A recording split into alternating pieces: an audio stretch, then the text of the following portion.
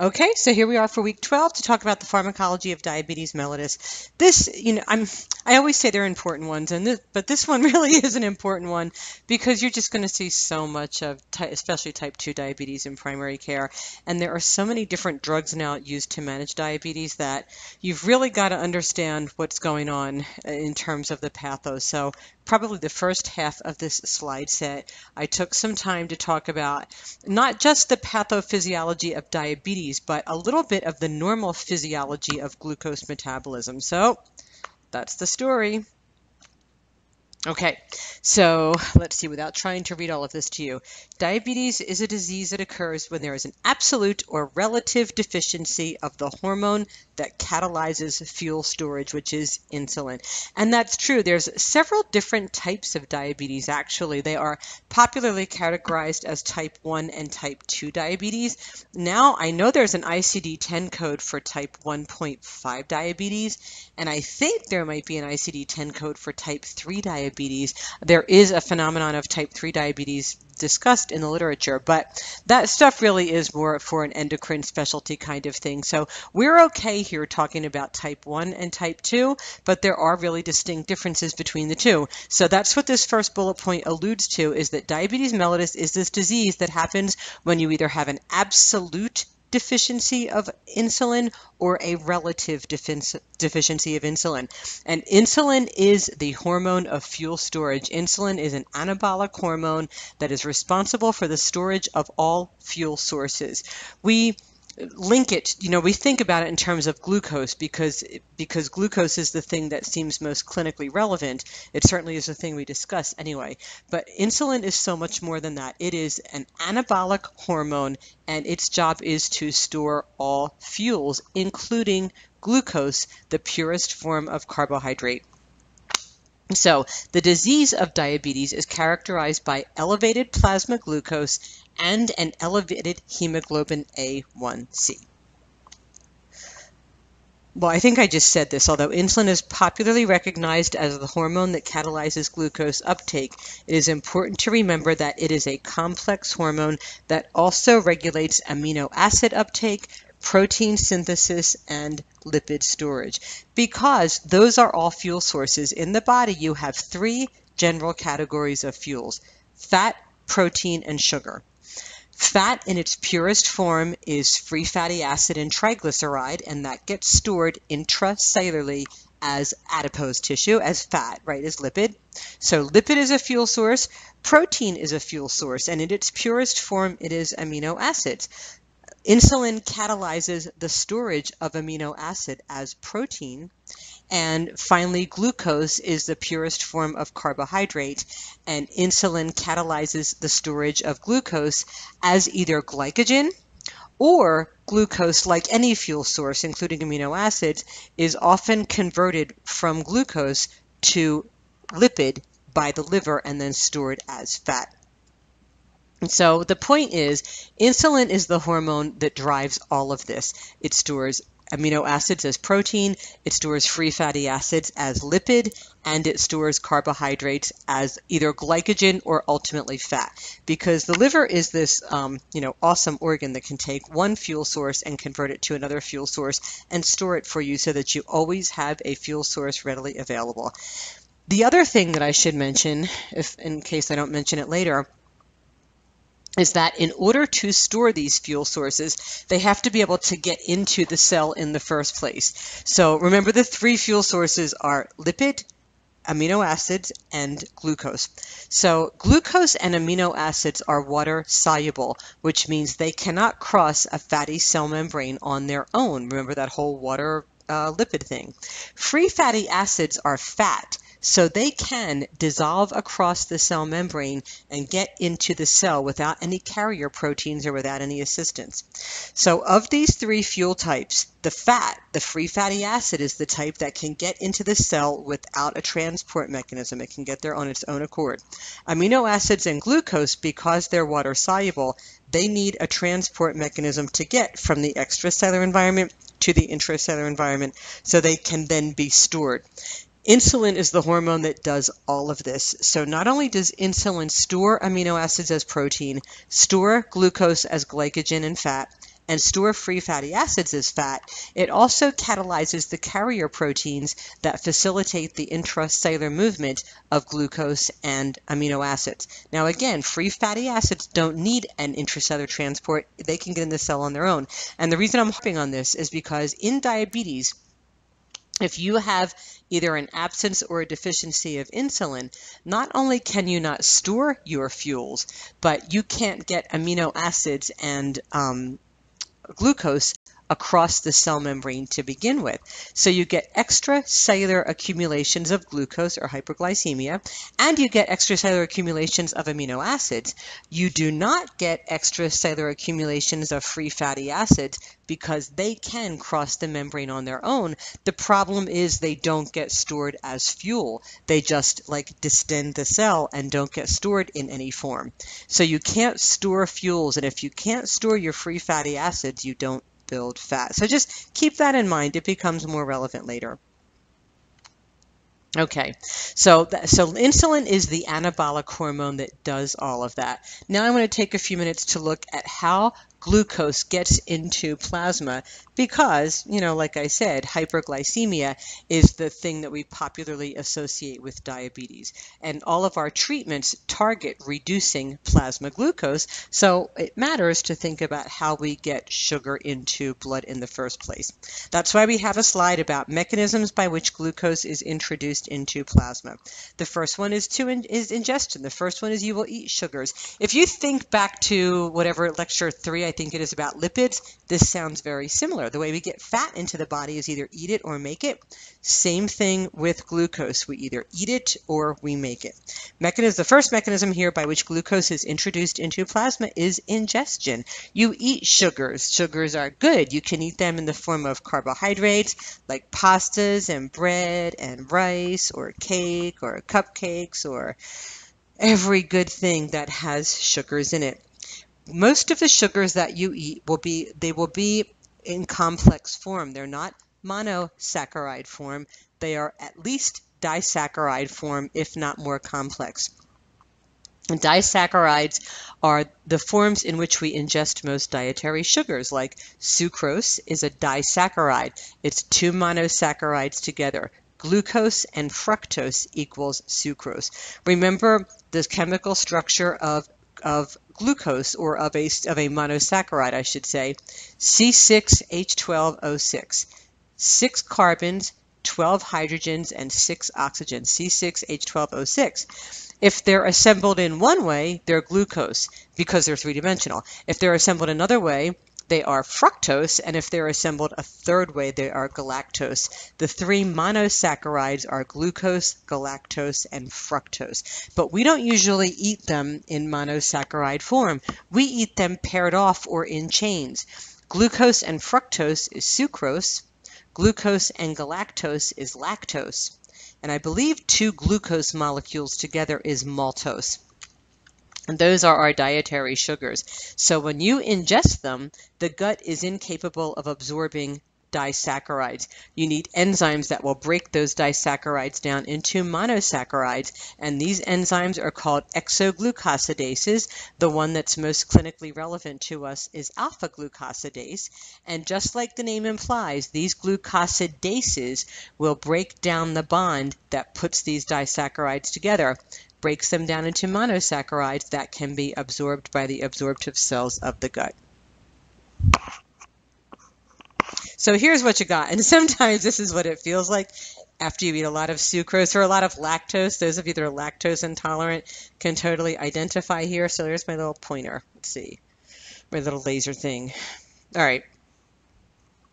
So you eat a sugar, starches, all the good stuff, like I said, bread, pasta, lactose, ice cream, milk, pudding, whatever, or sucrose, just a big cupcake or something like that. Anyways, in they go. And you begin to break them down. Sometimes isn't this what your whole gut feels like after you eat a bunch of carbohydrates? Anyway, you start to break them down in the digestive process, and you have your various enzymes that will break down these disaccharides into monosaccharides so that you can absorb them into the absorptive cells of the gut. And even though I guess it's not pictured here, the one enzyme that really matters, I mean, they all matter, but there is one that we target with drug therapy, and it's called alpha glucosidases. And then, usually you absorb your sugars, and all that comes out the other end here is fiber. If you are lactose intolerant or you can't absorb your sugars, then your sugars all just sort of bounce around the gut here and ferment and boil and distend you and bloat you. And then that comes out the other end too, sometimes in the form of gas, sometimes in the form of liquid, or just in some other unpleasant form.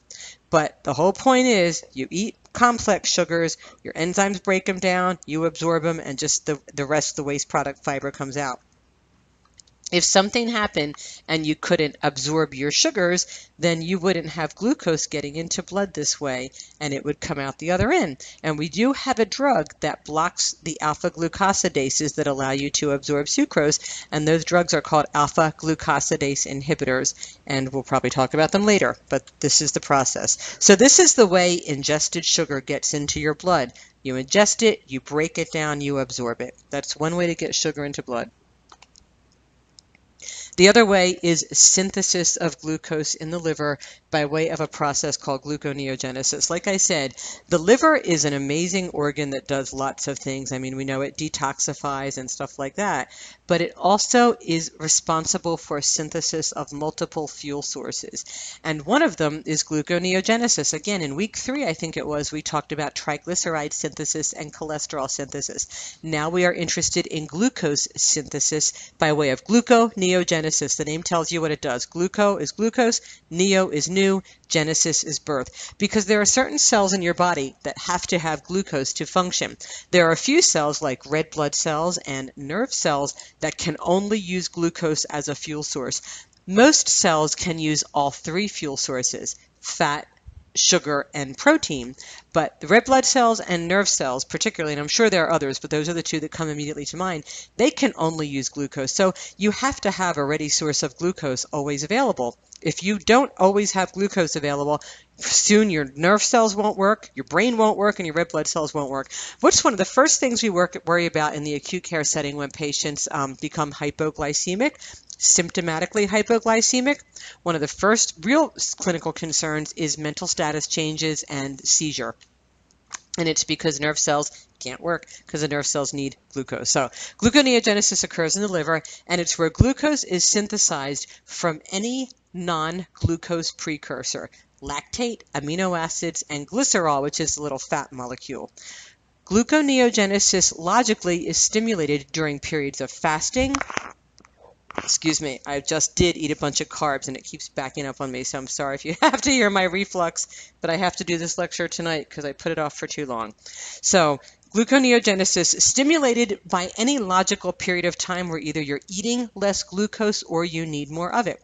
Stimulated during periods of fasting, prolonged exercise, high protein diets, and conditions of physiologic stress. A lot of people, excuse me, I think they're doing themselves a favor when they go on these carb-free diets. I'll never touch another carb in my life. I'm going to live on protein and boiled chicken and water for the rest of my days. You're not doing yourself any favors. We are designed to function best on all 3 fuel sources. So if you just completely eliminate carbs from your diet, your liver just laughs at you and then makes them. Your liver can make anything. You've got to have glucose for your brain.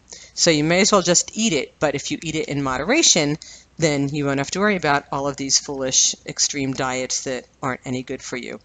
If you have a patient who wants to lose weight, the answer is portion control and moderation and less of everything rather than to completely never try to eat another carb. It's just nuts. But anyway, that's another discussion. So gluconeogenesis happens during periods of when you really need glucose.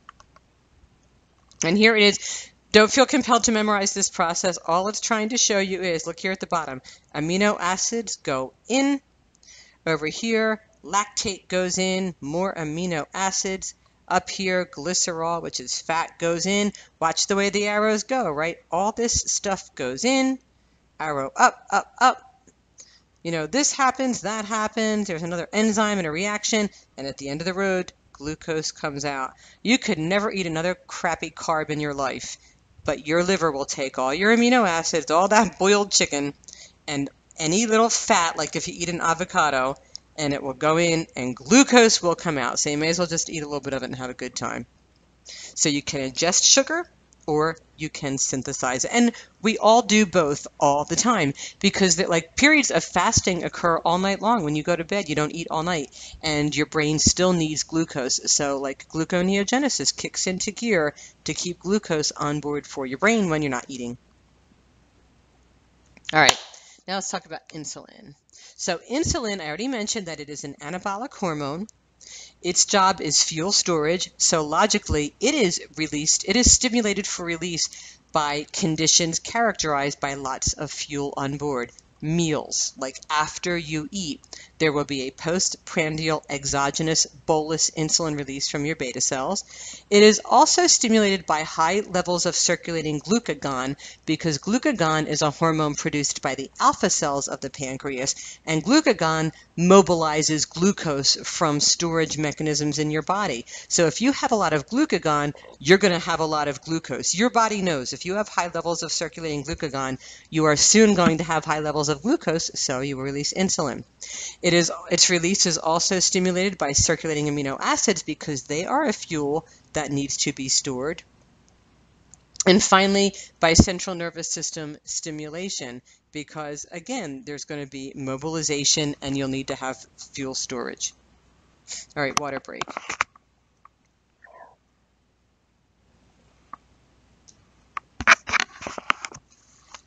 Okay, so insulin is released from the beta cells of the pancreas.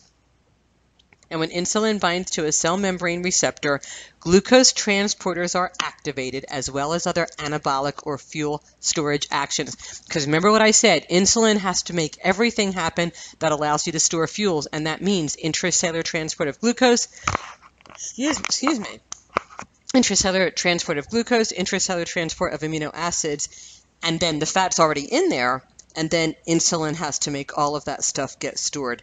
So insulin binds to cell membrane receptors and glucose transporters are activated. Once glucose is in the cell, it will either be metabolized for energy if it is a high energy requiring circumstance like you are exercising.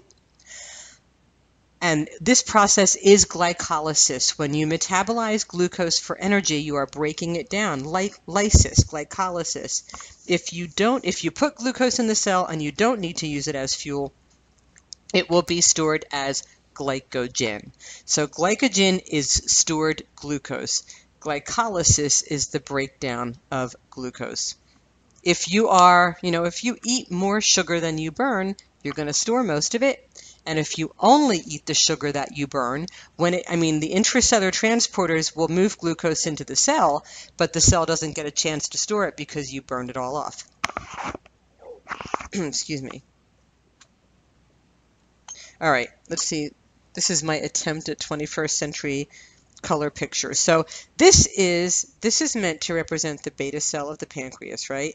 Pancreas is an endocrine organ, has a lot of different cell types, and the beta cells are those that make and store insulin and release it when it's appropriate. So under normal circumstances, like basal circumstances, right, you always have to have a little bit of insulin circulating. There is a basal insulin level that is circulating in your body all of the time, and it's somewhere around 30 units in a 24-hour period. Excuse me. You also store insulin in the beta cell, and it waits there until you eat a meal, and then you'll have a postprandial release, or some other thing will come along to stimulate it. So under basal circumstances, excuse me, God, I know this is probably really annoying for you. Either coughing or burping or something. Okay, under normal circumstances, you always have some insulin stored in the beta cell waiting to come out. And the way you keep it in the cell is that the channels that would allow insulin to be released are usually closed. Remember, this is a cell. It's a cell membrane. If you look at it up close and personal, it's got a lipid bilayer, hydrophilic heads, hydrophobic tails, and embedded in this membrane are going to be receptors. And there's also channels going to be embedded here. When insulin channels open, insulin can come out. But in the basal state, most insulin stays right here. And what maintains the basal state is that at rest, when the cell membrane is about minus 60 millivolts, I feel like we talked about this a little bit in the cardiac section. This is true of all cells. In the basal state, potassium channels will be open, potassium comes out, chloride tries to come with it and can't. You can't see it here, but there's little chlorides all lining up on the intracellular surface. It maintains the voltage of about minus 60 millivolts, and it keeps those insulin channels closed and insulin can't move. That is at rest, at basal state. Then, when the beta cell is stimulated, and remember we said it is stimulated by high circulating levels of glucose, so that's in blue, high levels of amino acids, they're in green, glucagon, and there's other things that stimulate this, but these are just a few that I used to make the example. When all of these things are here, they essentially block potassium movement, and potassium no longer comes out of the cell. When potassium no longer comes out of the cell, the membrane voltage rises. And when it rises above minus 40 millivolts, calcium goes in. Sound familiar? I know we talked about this in cardiac and in neuro drugs.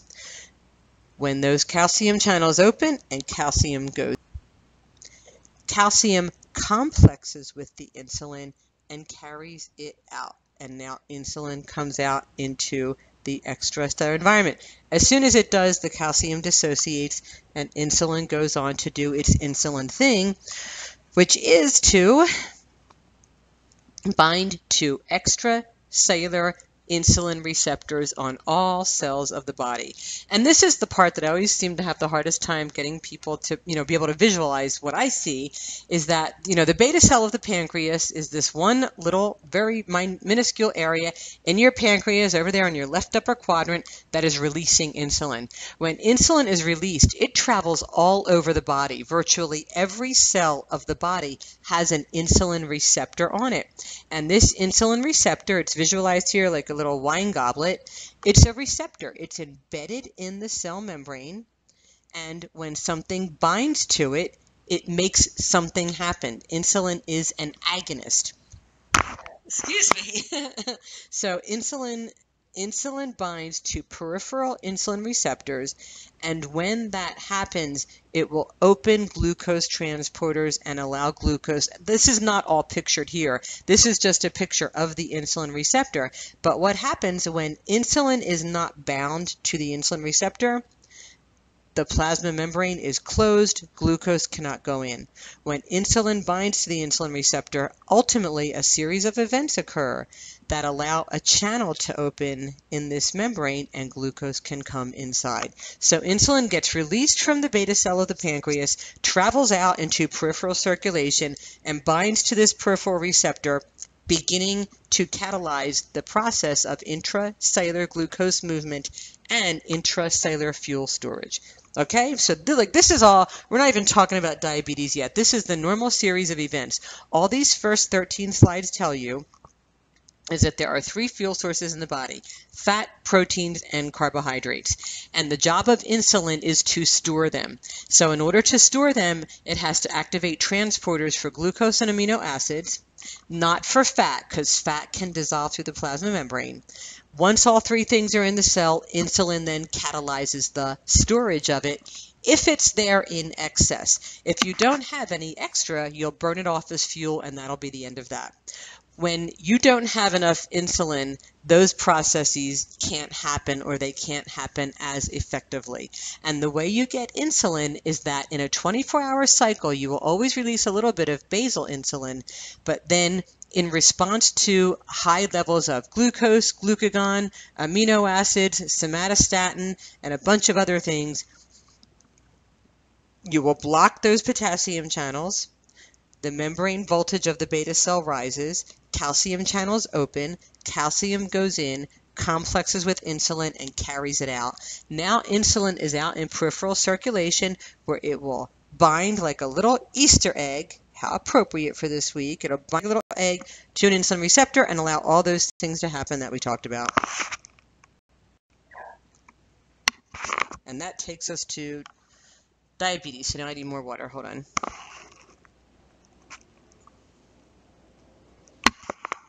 Okay, so let's see. Mechanisms of diabetes. Remember in the beginning of the discussion, I said that there were a couple different types of diabetes, but types 1 and types 2 are the kind that we're interested in. And we have either an absolute absence, an absolute deficiency of insulin, or a relative deficiency of insulin. Type 1 diabetes is the type characterized by a complete and total absence of insulin. This is much less common as compared to type 2 diabetes, but the difference is there is no insulin at all. Patients who have type 1 diabetes are generally believed to be born with a genetic predisposition. This genetic predisposition is carried by way of human leukocyte antigens, and the patient has the predisposition, and then it is activated by some environmental trigger or environmental thing. And over the years that I've been doing this line of work, the theories about what that trigger is has really changed over time. There were times when people thought it was like an environmental toxin, like, a metal or a mercury or a lead or something like that. And then there were theories about it being viruses or bacteria. Epstein-Barr virus was one of the theories once upon a time. To be perfectly honest with you, I don't really know what it is just this minute. I think the theory is still viral, but I could be wrong. Like I said, it changes. But the important thing is that the patient has a combination of genetic predisposition and exposure to some external environmental thing that activates this predisposition. That's why some people develop type 1 diabetes in infancy, and other people don't develop it until they're 3 or 5 or 7, and other people don't develop it until they're teenagers. And every now and then you will have a true adult, like a middle-aged adult, who just begins to express type 1 diabetes. That's why we can't call these age-related things anymore. We have to consider the underlying pathophysiology. It's type 1 diabetes if you have made autoantibodies to your own beta cells. That's what type 1 diabetes is. It happens more often in young people, but it does happen in adults as well. So you have a genetic predisposition, it's activated by some environmental trigger, and when that predisposition is activated, the patients begin to develop aggressive autoantibodies against their own beta cells. They destroy their beta cells and they can no longer make insulin. This might take a year or even more. Like, the patient may go up and down. So, they are grossly deficient in insulin. They manifest all the symptoms of type 1 diabetes. They usually wind up in the ER in DKA. So then they get diagnosed with DKA and they get put on insulin, and then they go home and discharge planning and they see an endocrinologist. And then a couple of months later, they need less and less insulin. And it's a shame because most of them are kids and they think they're not going to be diabetic anymore. They think their body's recovering. But they're honeymooning. The body always will try to rebound when something is wrong with it, and type 1 diabetes is no different. So for a while, the body tries to compensate for this. The few beta cells that aren't killed yet will become hyperfunctioning, but aggressively. Eventually, and it usually doesn't take more than a year, eventually all the beta cells they're dead. The patient absolutely cannot make insulin. The patient is completely insulin absent. And if they don't make insulin very soon, if we don't, they're going to die. Oops, sorry, I advanced that slide and I didn't wait, so it probably sounded cut off. All I said is if we don't give them exogenous insulin soon, they will die. Because in type 1 diabetes, once beta cell destruction by autoantibodies has occurred, the pancreas will no longer respond to any insulinogenic stimuli, just can't do it. This is why diagnostic criteria for type 1 diabetes includes the assessment for islet cell antibodies. And there's lots of other laboratory assessments that we can do to see if the beta cell is releasing any insulin or not, like C-peptide assessments. But the the laboratory assay for type 1 diabetes is about screening for the various antibodies, because there are several types, and assessing for the ability to, assessing for levels of insulin, which will be absent, and C-peptide, which will be very low because that's a byproduct of insulin release. But it's the antibodies that really tell the story. The last bullet point on this slide is that a very small subset of patients with type 1 diabetes do have true idiopathic type 1. In other words, this is not autoimmune, but they do have total beta cell failure and a complete absence of insulin, and will act just like a patient with type 1 diabetes, which means like they will die if we don't give them exogenous insulin.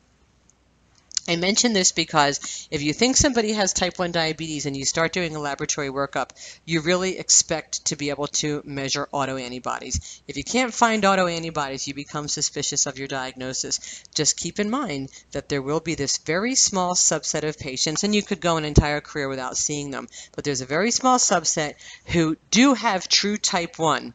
No insulin, no C-peptide, but no autoantibodies either, and nobody knows what's wrong with them.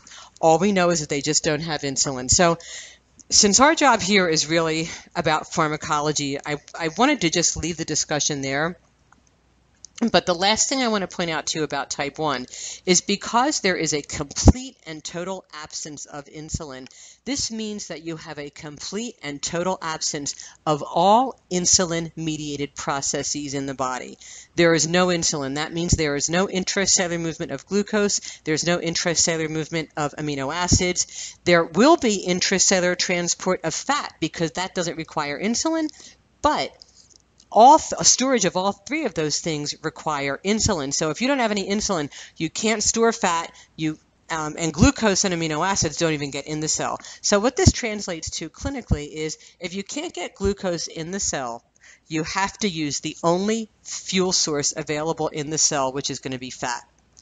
And if you burn fat 24/7 as a fuel source without any break, you're going to start accumulating fat metabolism byproducts faster than you can excrete them.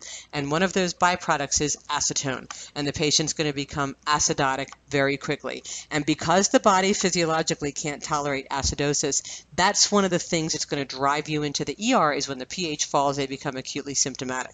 That's because there is absolutely no insulin. The only fuel source in the cell is fat.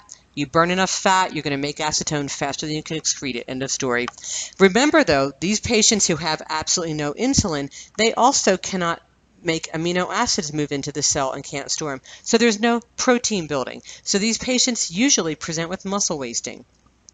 And finally, even though fat can get into the cell, it can't be stored. You can't build fat. So patients in type 1 diabetes usually present as weight loss. It's different from type 2, and we'll talk about that in a little bit. In type 1 diabetes, you can't build fat, you can't build protein, and you can't get glucose into the cell for a fuel source. Patients will present as acidotic, with weight loss and muscle wasting, depending on how long they're symptomatic before they show up in the emergency room. Also, because they are acidotic and hyperglycemic, the body will try to dump all of this by way of urine, so they typically become polyuric, and because they're polyuric, they will usually become polydipsic. Because they can't get a sense of satiety, because the intracellular environment has no glucose, the patients feel hungry all the time. Their body thinks they're hungry, so they will become polyphagic. These are all the classics of type 1 diabetes. Because they're producing so much urine, they will typically become volume contracted and hypotensive. They're often like neuropathies and mental status changes because of the acidosis, and it tends to happen really quickly. And that's how type 1 diabetes presents, and it's why it presents that way, because there is absolutely no insulin doing any of insulin's jobs.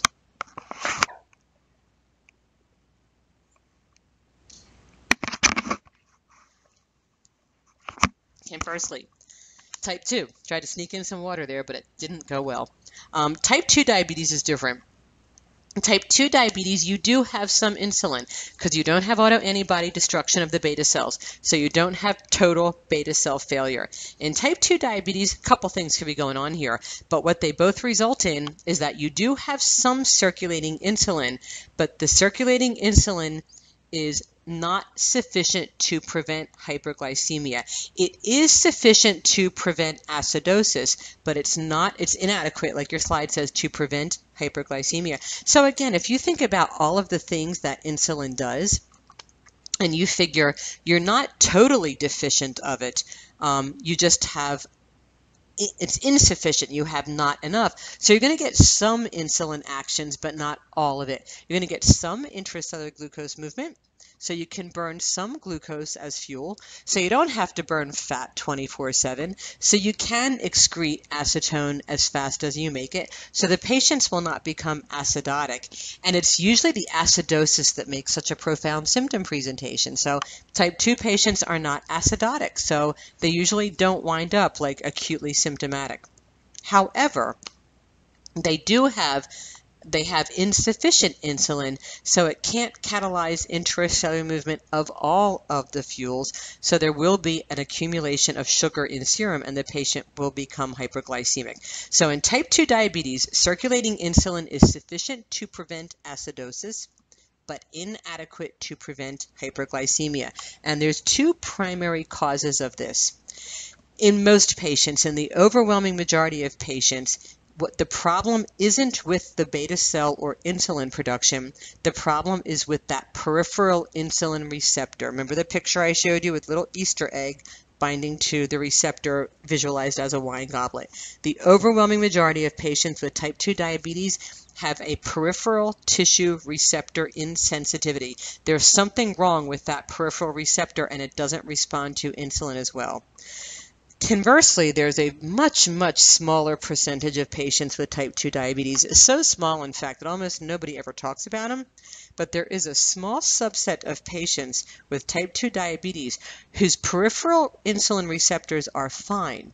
But their problem is that their beta cell is not responding appropriately to insulinogenic stimuli. Remember the picture of the beta cell and then all the glucose and glucagon and somatostatin and amino acids surrounding it? There's this very small subset of people whose beta cell is still, it's working, it's just not working as well as it should. So they make some insulin, just not enough. These are the two mechanisms of type 2 diabetes. Obese type 2 diabetes is hands down the most common one. Of all of the diabetics, like if you take all the diabetics in the country, maybe 10% have type 1 diabetes and 90% have type 2. Of all of those with type 2 diabetes, probably something like greater than 95% are obese type 2 diabetics. In your clinical practice, most diabetics you see, unless you work for an endocrinologist, will be obese type 2 diabetics. So here's what's going on with these poor souls. Peripheral insulin receptors do not work properly, not do no work properly. Too late for me to fix this now, but it should say do not work properly. Intracellular movement of glucose does not occur. Like, this is important to remember. The beta cell itself is fine. It's making insulin just fine. The problem is those insulin receptors. There is something wrong with those insulin receptors, and they don't bind the insulin properly. They don't work, and so you don't have the mobilization of glucose into the cell facilitated. So what does your body do when it thinks something is wrong? It tries to compensate for it. The body is nothing if not an entire collection of compensatory mechanisms. So initially what happens is the beta cell produces more insulin as a compensatory mechanism. Just think of it, everyone describes insulin and insulin receptors as a lock and key. The receptor is the lock, obviously, and the insulin itself is the key. And in obese type 2 diabetes, the key is fine. It's the lock that is distorted or distended or misshapen or something is wrong with it, and the key won't work in it. What do you do if you have a key that's supposed to fit in a lock and it doesn't work? You assault that lock with more key. Like, have you ever been stayed at a hotel and you have your key card and you put it in the door and it doesn't work? What do? You take it out. You do it again. You do it faster. You do it slower. You play around with it. Sometimes you stand on tiptoes as if that's going to make any difference at all. You might wipe the key off on your pants in case it's sweaty. I don't know, but you're constantly assaulting that door with the key. And eventually it usually opens. Same thing with these receptors. When the insulin doesn't work, the body just throws more insulin at it because the beta cell is fine. The pancreas is fine. There's nothing wrong with it. It can make insulin just fine. Initially, the beta cell produces more insulin as a compensatory mechanism. And the trajectory upon which this is projected to happen is many years. Many, many years. The beta cell will just make more insulin, and it works. So you have a patient who, if you did serology, you would find that they were hyperinsulinemic and normoglycemic. Their serum sugar is normal because glucose is moving into the cell because they are hyperinsulinemic. Eventually, though, the beta cell can only keep this up for so long. I mean, the beta cell is functioning at supraphysiologic levels, and the estimates are that this goes on for about 10 years. If the original problem is not corrected, and if you don't finally fix that lock, then eventually your beta cell just can't make any more key, and the beta cell will crap out. And now you've got a real problem because now you've got a patient who's got messed up insulin receptors that require high levels of insulin and a beta cell that's like crapped out entirely. To add insult to injury, the cells, not the beta cells, but the cells where the insulin is trying to work and it can't, the cells perceive this as hypoglycemia because the patient is intracellularly hypoglycemic. So then the body will also mobilize compensatory mechanisms to increase plasma glucose, like gluconeogenesis. So now there's all this sugar trapped in your blood because the insulin can't work, but your body thinks you're hypoglycemic, so you will start gluconeogenesis to put even more sugar in your blood. And then, let's see, what else does your handout say? Now, not only does dietary sugar stay in plasma because there's insufficient insulin to move it into the cell, but gluconeogenesis is putting even more glucose into plasma. Yes, because remember, the ways that we get sugar into blood are either eat it or make it by way of gluconeogenesis. Then, let's see what else happens. Yeah, okay, that was that. We already looked at this slide. I got all excited, forgot where I was. Okay, so again, for type 2 diabetes, the obese type, insulin resistance of that insulin receptor is the dominant early feature. A post-receptor defect in insulin action is the initial problem, and it's theorized that it's due to over-distended visceral fat deposits. So in other words, try to visualize this. You have a patient who is developing type 2 diabetes. And they're developing type 2 diabetes, so they have a little bit less insulin activity than they should have. So remember, fat can move in the intracellular space on its own. It doesn't need insulin to do it. So this fat moves into the cells, and it just sort of stays there, and it gets distended. And remember, we're talking about obese type 2 diabetes. The patient is obese, so there's going to be more fat than there needs to be. These visceral fat deposits accumulate in the intracellular space, and it starts to distend the shape of the cell. Remember that insulin receptors are embedded in the cell membrane, and the cell membrane is a lipid. It's fat. It's fluid. It's not like a concrete wall. The receptors are embedded in the membrane, and the membrane is just a string of fat. So when these intracellular accumulations of little fatty deposits distend the cell membrane gets all distended and distorted. And when it gets distorted, the receptors in it, including the insulin receptor, will get distorted.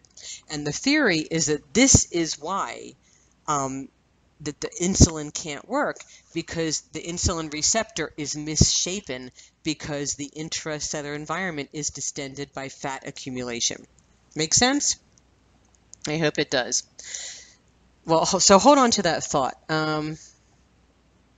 My brain is running ahead of my slides, and I don't want to be inconsistent with the slides or I will really confuse you, I'm sure. So, all right, let's leave this slide at this. Insulin resistance is a dominant early feature. Post-receptor defect, probably because the patient is obese and intracellular accumulations of fat distort the cell membrane and stretch apart the receptors, like stretching apart the lock. If you stretch apart the lock, the key can't work in it properly. So then that results in, like we said, compensatory hyperinsulinemia. The beta cell increases insulin production to try to just throw more insulin at these receptors. The body perceives this overproduction of insulin and will downregulate insulin receptors. So, because some of them still work. Some work and some don't. And if you start throwing a bunch of insulin at the receptors that work, they think, oh man, there's too much here. We got to slow it down. So they will downregulate. It's just a big mess. You have so many things contributing to the problem. Ultimately, the beta cell will burn out. Accelerated gluconeogenesis and downregulation all results in clinical diabetes. Because here's what happens. I thought I tried to summarize this. So again, in the obese patient develops distended insulin receptors because of the visceral fat deposits, and those messed up insulin receptors, or it's said more artfully here, insulin receptor defect, leads to accumulation of plasma or serum glucose. This, at the same time, the liver perceives the intracellular deficit of glucose as hypoglycemia and steps up gluconeogenesis, while simultaneously the beta cells produce more insulin, so you're hyperinsulinemic, and then peripheral receptors that still work will downregulate. So you've got more sugar in the cell because the bad receptors can't allow insulin to facilitate glucose channel opening. The liver is stepping up gluconeogenesis, and the good receptors downregulate because they think there's too much insulin on board. All of this conspires to create an environment where there's too much sugar in blood, and that's how we ultimately wind up with diagnosing type 2 diabetes, is by serum hyperglycemia. Let's see. Yes, so this is the most common form. Again, I'm repeating myself now. Begins with decreasing sensitivity of peripheral receptors. Here's the receptors, right? These are insulin receptors. So you see, like, you got this one's working, but this one's not. This one's starting to get distorted, I guess. So now, instead of 2 active receptors, you got 1 active receptor. So there is some movement. You know, when you trigger this insulin receptor, signal transduction opens glucose transporters. Glucose can come in and it can get burned as fuel, and maybe some of it will get stored. But this insulin receptor can't work. So because this one doesn't work, there's not as much intracellular movement. You'll start to accumulate glucose out here. But because this doesn't work, the beta cell will start to make way too much insulin and throw it at it. This good receptor thinks, there's too much insulin. It will downregulate. It's just a big ugly mess. But the second bullet point here says mechanical deformation of the insulin receptor due to obesity plays a role in declining beta cell function. And that's true, and that's why weight loss is so important in patients with obese type 2 diabetes. Let me get a drink of water and tell you a story.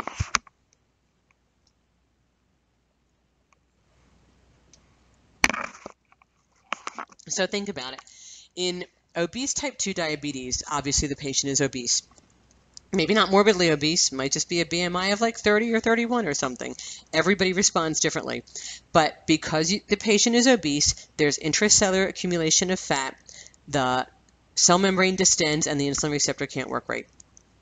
Okay, for years, your body tries to compensate for this.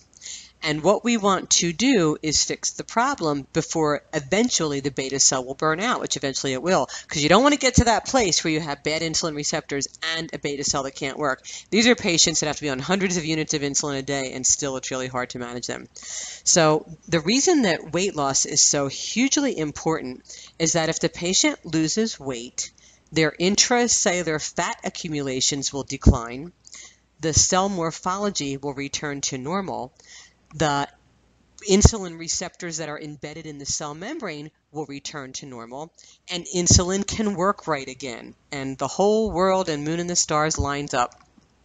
And we really want to return that cell to its normal morphology.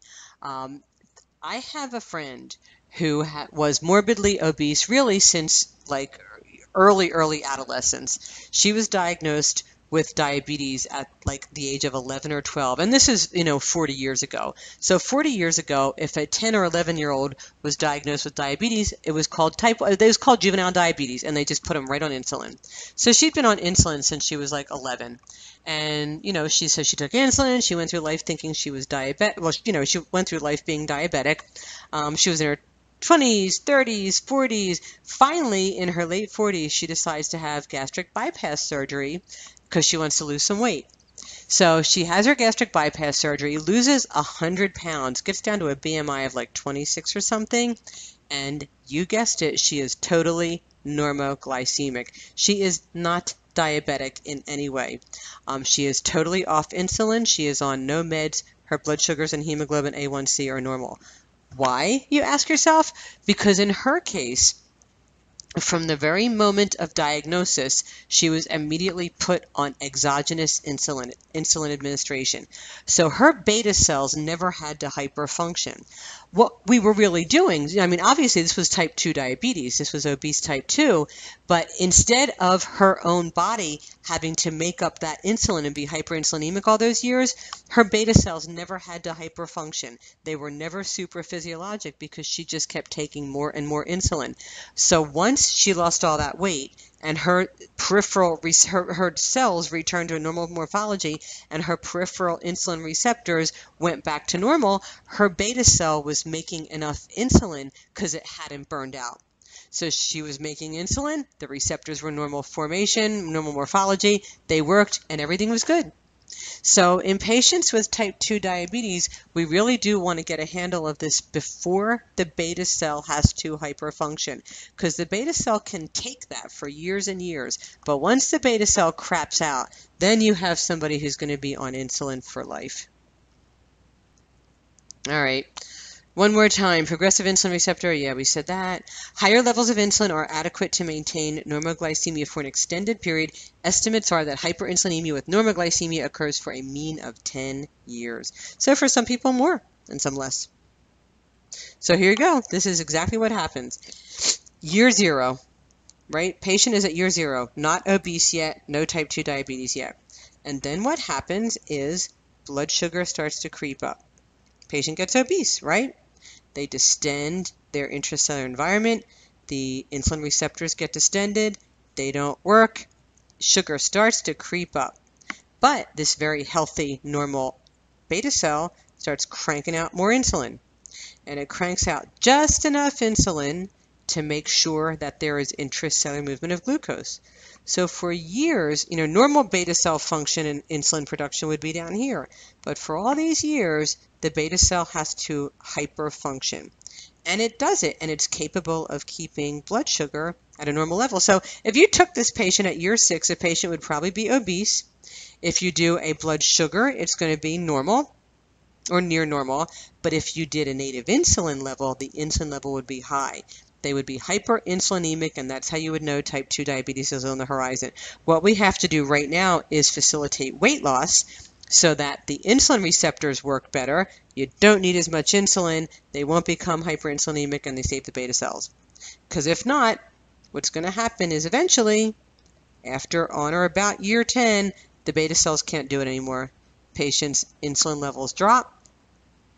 And when insulin levels drop, now the blood sugar is really going to climb up. And unfortunately, this is typically where we diagnose them. They're on the way down in terms of insulin production. And this also has some significant meaning when we start thinking about choosing drugs. So do keep this in mind.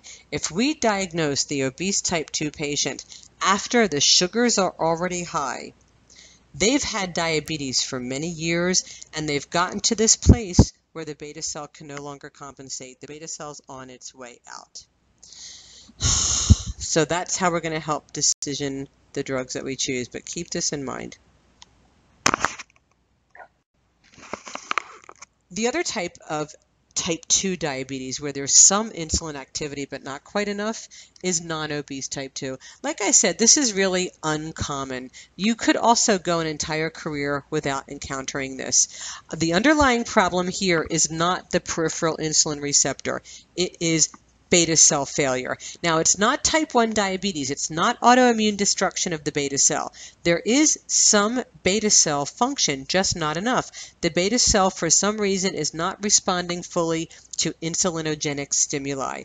And the belief is that it's glucose. For some reason, glucose just doesn't affect the beta cell the way it should, and the patient doesn't release enough insulin. So they release some, but they just don't release enough. These patients really do tend to be normal or low normal body weight. Like if somebody has a BMI of 25, which is, or we'll say 26, which is technically overweight, and they have diabetes, it is probably type 2. Patients with non-obese type 2 diabetes, that is beta cell dysfunction, they tend to be really petite. I feel like I read that this happens more commonly in Asian persons. The only patient I have ever seen with this type of diabetes was a middle-aged Asian woman. And I'm telling you, she was petite. She had a BMI of like 21.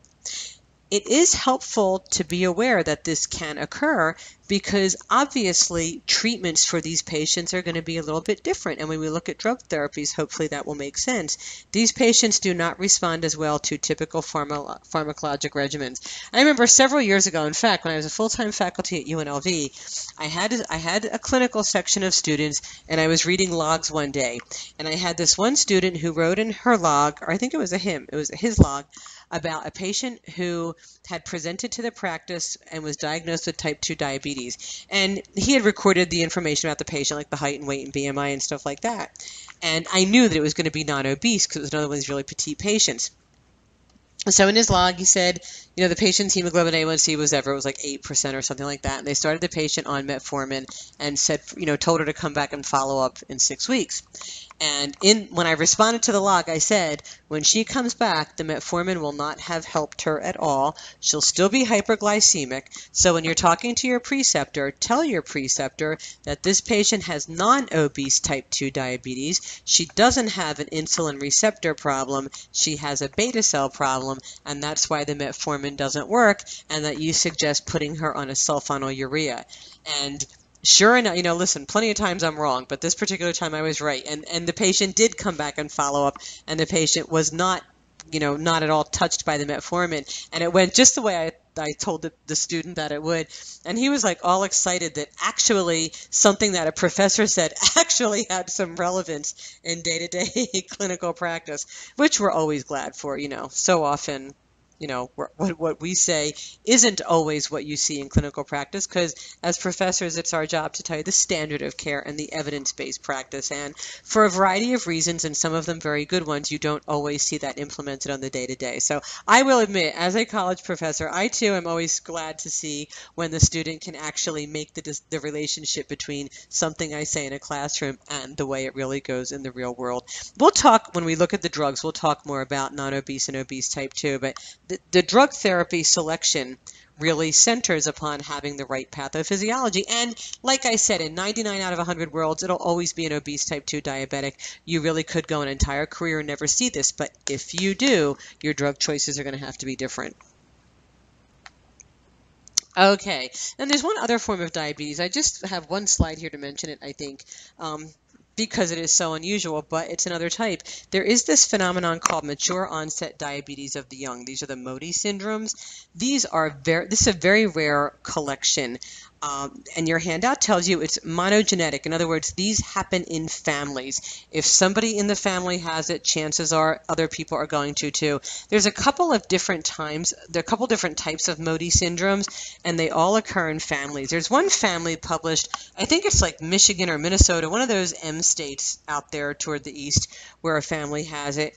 And then there's a family in Japan that has another type of Modi, but these folks they have defects either in the insulin receptor or insulin itself, but it's a different kind of problem. Because remember, both the insulin receptors and the insulin itself are both proteins. They're proteins. And proteins are built on amino acids. And the amino acid code for those proteins are coded for in patients' DNA. And there are these rare families that have a DNA mutation where the code for either the protein insulin or the insulin receptor protein are wrong. And so, like one family might have normal insulin receptors, but their insulin is mutant because the amino acid sequence is off and the insulin doesn't work. And that's one type of mature onset diabetes of the young. And then there's another type where the insulin itself is fine, but the code for building the receptor protein is off. And it's just, these are patients who present, like your handout says, they present as non-insulin dependent, usually under 25 years old, and they don't fall into any other neat category. This is somebody obviously who goes right to endocrine. And we don't usually recognize them right away. This is somebody who we just put on standard drug therapy for a while. They don't really get any better at all. And then we send them to endocrine and they know what was wrong. All right, so that's that. Last physiologic mechanism I want to talk about a little bit before we go to drugs are the incretins. So in the last, 10 years, 15 years maybe, there's been a whole new family of drugs that were designed to manage diabetes, and those are the incretin, drugs that impact the incretin cascade. So I want to just remind you about the role of incretin. Incretin is an endogenous hormone. It's a hormone that we all make, just like insulin. And incretin is a hormone that is secreted by the intestine in response to distension with a food ingestion. There are two major incretin hormones that are produced by the small intestine. Two hormones are Oh, I did it again. I advanced too fast. I'm sorry. What I said was there are two major incretins that are produced by the small intestine. There's GLP-1, which is glucagon-like peptide, and then there's glucose-dependent insulinotropic polypeptide, or GIP. These are two hormones. They are collectively referred to as the incretins, and they are naturally occurring hormones that everyone makes, and they are secreted by the small intestine when it is distended after a meal. GLP-1 is the one that is more clinically relevant in terms of diabetes. So, when we eat and the food bolus goes through the digestive process and it gets into the small intestine, the intestine is distended and it releases GLP-1. And GLP-1 is a hormone, and like any hormone, it has a job to do, but it doesn't do it for long because it is almost immediately broken down by DPP-4, which is a naturally occurring enzyme that will inactivate GLP-1 so that it doesn't work too long. So, I mean, this is part of the fuel homeostasis cascade. We are full every day of processes where one hormone does something for just a flash, and then something else comes along to break it down, because if the hormone hung around too long, it would be a bad thing. And this is one example of it. So you eat, you distend your gut, you release GLP-1, GLP-1 does stuff, and then DPP-4 breaks it down. And that's the way the world is supposed to work. These are the things that GLP-1 does. It slows gastric emptying. Now remember, it's being released in response to intestinal distension. You've just eaten. So the message that it's trying to give your body is, you just ate, don't eat anymore. So one of the things it will do is slow down gastric emptying. It will suppress glucagon secretion in a glucose-dependent fashion. So it suppresses glucagon, which is a glucose-mobilizing hormone. GLP-1 enhances glucose-dependent insulin secretion. So remember, glucose is one of the things that makes your beta cells release insulin. GLP-1 enhances that. GLP-1 also enhances beta cell proliferation in animal studies, so GLP-1 can increase the number of beta cells you have, and beta cells are the things that make insulin. The cells that make insulin. And finally, GLP-1 decreases beta cell apoptosis. Apoptosis is an intrinsic code for self-destruction. Most cells have a lifespan, and then they die, and that's just the way it's supposed to be. Apoptosis is that process of timed, programmed destruction. GLP-1 then does all these things. It slows down gastric emptying so that you feel full for a while so you don't eat again. It suppresses glucagon secretion. It enhances insulin secretion. It enhances beta cell proliferation and decreases beta cell apoptosis. So you got more beta cells around releasing insulin. So these are all things that wind up making you have more insulin. These responses are all blunted in people with prediabetes and diabetes. People that have type 2 diabetes don't make enough GLP-1. People who are even pre-diabetic, they're hyperglycemic but don't meet criteria yet, they don't have enough GLP-1. So this is another target of drug therapy in the 21st century. So let's see what we got here. This is what GLP-1 does. All right. So GLP-1 gets secreted by your intestines and then makes all of these. Okay, so here we go. GLP-1 secretion, stimulated by food intake, diminished in impaired glucose tolerance and diabetes. So it's stimulated by food, so you eat. And then it does all these things. It slows down the stomach and regulates gastric emptying, decreases glucagon and hepatic glucose output, because you don't need any more sugar because you just ate it.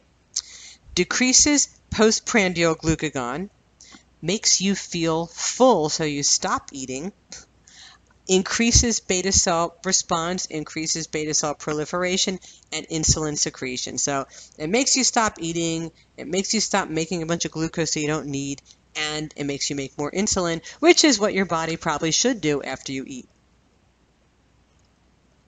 And here's the problem. When you look in terms of time, so this is time from eating, and this is the amount of GLP-1 measured. So the yellow people are normal glucose tolerance. These are people that are not pre-diabetic or diabetic. Look, so as soon as you eat, look at how much GLP-1 your intestine makes. You make a bunch of GLP-1. It's making you feel full, it's slowing gastric emptying, it's decreasing glucagon, decreasing gluconeogenesis, increasing insulin action, and the world is a happy place. If you have impaired glucose tolerance, you just don't make as much of it. You don't feel as full, so maybe you keep eating. You don't make as much insulin, so you might be a little hyperglycemic. You don't suppress hepatic glucose output, so you have more gluconeogenesis, and blah, blah, blah. And then type 2 diabetes, they have the least of all GLP-1. So that's the deal. So GLP-1 is a good thing, and people with diabetes don't have it. So it's obviously, logically, another way we can try to control diabetes is drug therapies to enhance this cascade. So let's see. There are numerous drug choices. We know that. And when I first started teaching this, there were 2 drugs for type 2 diabetes. The sulfonylureas and metformin, period. The whole class took like 10 minutes. Now we have all this other stuff. Now we have numerous drug choices, and they target different pieces of all of the hormonal cascades we have discussed. That's why you have to understand what's going on so that you can know the best drugs to pick. And I think from there, I'm going to take a break. You won't know the difference because I'll just pick back up and resume with the next slide, but that's the patho part. Next, part 2 is talking about drugs. So I'm going to go eat dinner and then come back and talk about drugs.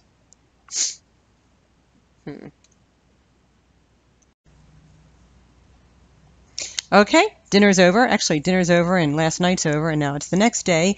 And we're here to pick up on slide 36 with the drugs. So we talked about everything that prefaces how the drugs work and how we will choose them, and now we're going to spend the rest of the time talking about the drugs themselves. There's lots of drugs now for the treatment of type 2 diabetes. Obviously, type 1 diabetes, I don't even talk about that here. Probably should.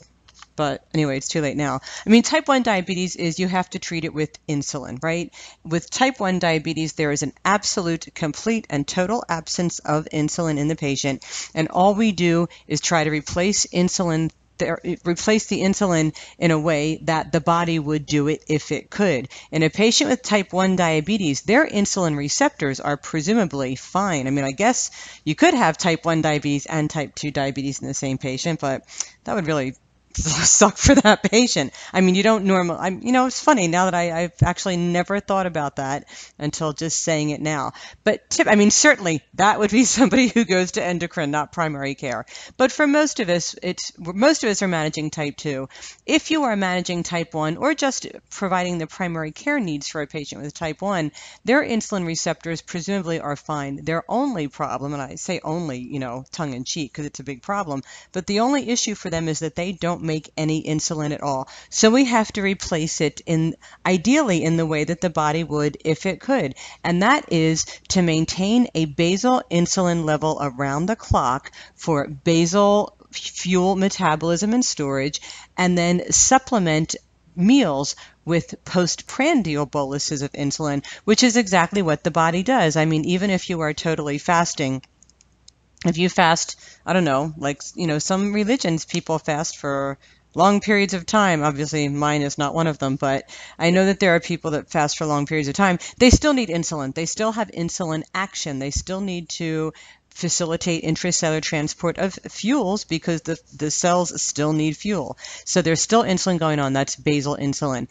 And then, of course, as we discussed, after a meal or after ingestion of presumably carbohydrates, the beta cells will release a bolus of insulin to facilitate intracellular movement and storage of the fuel that we ate in the meal. So anyway, type 1 diabetes is just about replacing what the body would do. And generally speaking, in type 1 diabetes, a good place to start, if you ever have to do it, is that a patient's insulin requirement is loosely presumed to begin at about 0.5 units per kilogram of body weight. So if the patient is a 70 kilogram male, which the PDR presumes we all are, if the patient's a 70 kilogram male, you could presume to start with a dose of about 35 units of insulin per day. And that's total, 35 units of insulin per day.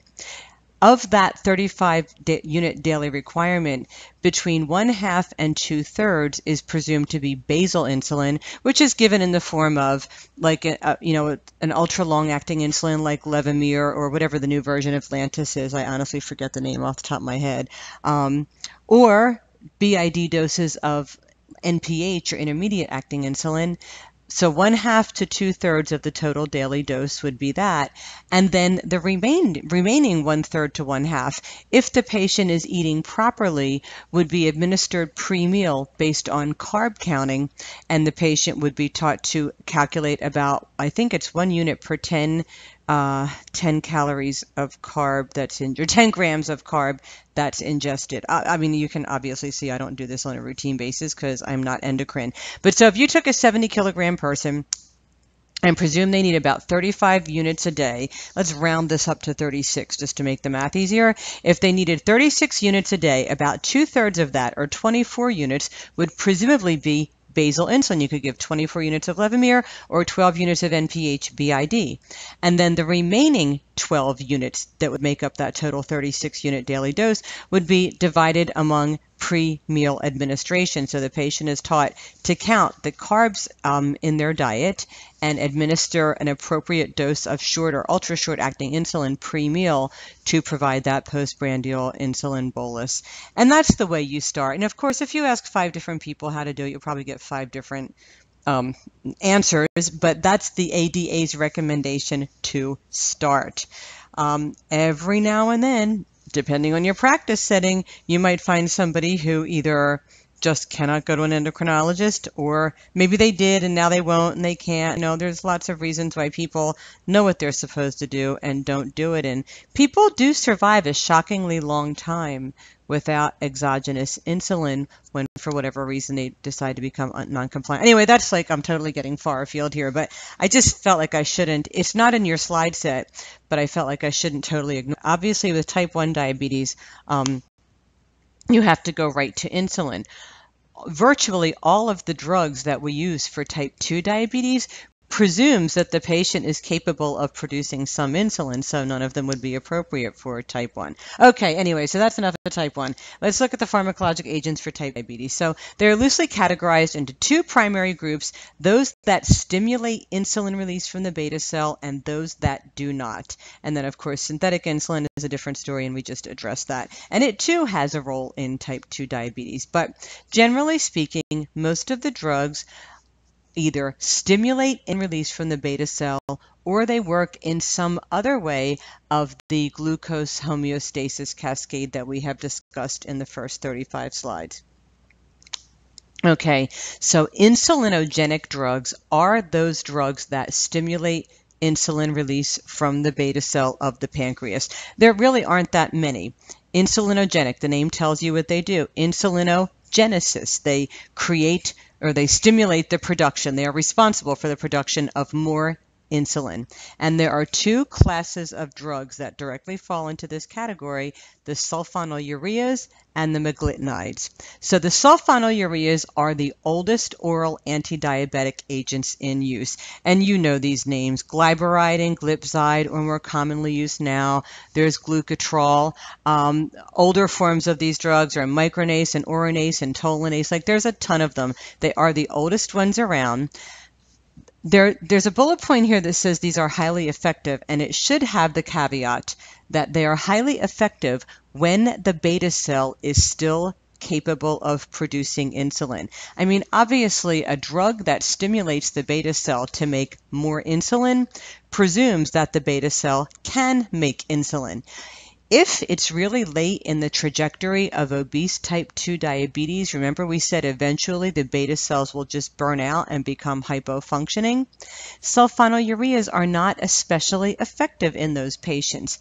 And interestingly, since the majority of patients are obese type 2, and since the majority of them aren't diagnosed until after they become hyperglycemic, the majority of patients that you will diagnose and treat for type 2 diabetes are those patients whose beta cells have already begun the burnout. And so sulfonylureas are not likely to be as effective in them. This is one of the things that impacts your drug choice, the reason for the diabetes and how long it's been that the patient has had it.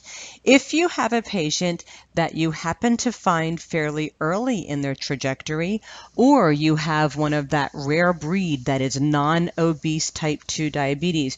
Remember we said non-obese type 2 diabetes is when the beta cell is less responsive to glucose and the beta cell itself hypofunctions. That's the patient for whom these drugs are ideal. They are also used for people that have obese type 2 diabetes but still have some beta cell function. As a general rule of thumb, the sulfonylureas and the insulinogenic drugs, period, are believed to be much less effective in people who have been diagnosed with type 2 diabetes for more than 5 years, because usually at that stage of the game, the beta cell is on the downslide, and giving these drugs is truly like beating a dead horse. You're trying to stimulate a cell that can no longer be stimulated. So it's something to keep in mind when you are considering which drugs to use for your patients. Also, the sulfonylureas do metabolize to an active metabolite. So they are broken down by metabolic pathways just like every drug is, but the metabolites are also active and they are excreted renally. The metabolites are renally excreted in an active form. So where your slide says consider the renal implications, what it means is if the patient has some sort of renal dysfunction, like chronic kidney disease, and their renal function isn't great, they may not eliminate as effectively. And so what you're retaining is active metabolite, so it can contribute to hypoglycemia. If you take a dose and we presume that the body will metabolize and excrete it. But if the patient doesn't excrete it, they have active metabolites on board from the first dose, and then they take their second dose, and it cranks them up to a high serum concentration of metabolically active drug. Okay, so I didn't draw these pictures, and they have more detail in them, really, than I can explain. Well, not really, but they have more detail in them than I'm interested in. But all I'm really trying to point out here, and it's just two different ways of looking at it. These are two different versions of the same thing. Here's your beta cell, and over here is your beta cell. And we said that the beta cell makes and stores insulin, and it does release a basal amount, but it stores more insulin that it releases in response to postprandial increased concentrations of things like glucose and amino acids, etc. So when those stimulating things accumulate outside the beta cell, what happens is that the normal potassium channel that are maintaining a lower voltage will close. Voltage-dependent calcium channels open. There is increased intracellular movement of calcium, and you can see that on both of these diagrams. And then the calcium complexes with the insulin, and the insulin is released out into circulation. And when the insulin is released, then C-peptide cleaves the insulin from the calcium, and that's why C-peptide levels will go up when you are releasing more insulin. Anyways, then insulin is able to go out and do its thing. Sulfonylureas facilitate this by blocking potassium channels so that the voltage of the membrane goes up so that calcium will go in and escort insulin out. That's how the sulfonylureas work. And that oh, look right here. It shows you this right here. When the sulfonylurea is on board, it binds to receptors in the beta cell membrane. It causes depolarization or a rise in the voltage. Oh, I like this diagram. A rise in the voltage. Calcium channels open. Calcium goes in. Oh, I could have drawn this one. And then calcium and insulin come together, and insulin comes out and does everything that insulin does. So that's how what do you call them, sulfonylureas work. So obviously it presumes that you have a functioning beta cell. If the beta cell has crapped out, as we said it will eventually, then these drugs just aren't going to do anything. All right, the other type of insulinogenic drugs, those drugs that directly stimulate the beta cell, are called the meglitinides. And there are two, I think there are only two drugs in this class, repaglinide and nitaglynide. Repaglinide is marketed, excuse me, as Prandin, and nitaglynide is marketed as Starlix. And these are older now. I mean, I think when they first came out, everybody thought they were really going to catch on and be a big deal, but I don't really think that happened. These are also insulinogenic, so they do require a functioning beta cell. They bind to beta cell receptors, just like the sulfonylureas did, alter the membrane potential, and catalyze insulin release. Unlike sulfonylureas, the insulin release is stimulated in a glucose-sensitive manner. So even if you gave somebody a meglitinide, if they don't have any extracellular glucose to stimulate the beta cell, it won't as likely be, it won't be as, you won't see as much drug effect. These are also faster acting than the sulfonylureas, and they are rapidly metabolized, and it doesn't say it here, but to an inactive metabolite. So they generally are safer than sulfonylureas, certainly in people with renal dysfunction, because they're metabolized to an inactive metabolite. So even if the kidney can't excrete them, it really doesn't matter as much. I mean, if you look up the package insert, it'll say caution in renal dysfunction, because every drug says caution in renal dysfunction. But in a patient who's got chronic kidney disease, if you want to use an insulinogenic drug, the meglitinides are the better one to use. They really more mimic what the body does in response to eating, to a glucose bolus. They act fast, they catalyze insulin release quickly, and then they are very rapidly metabolized and gone.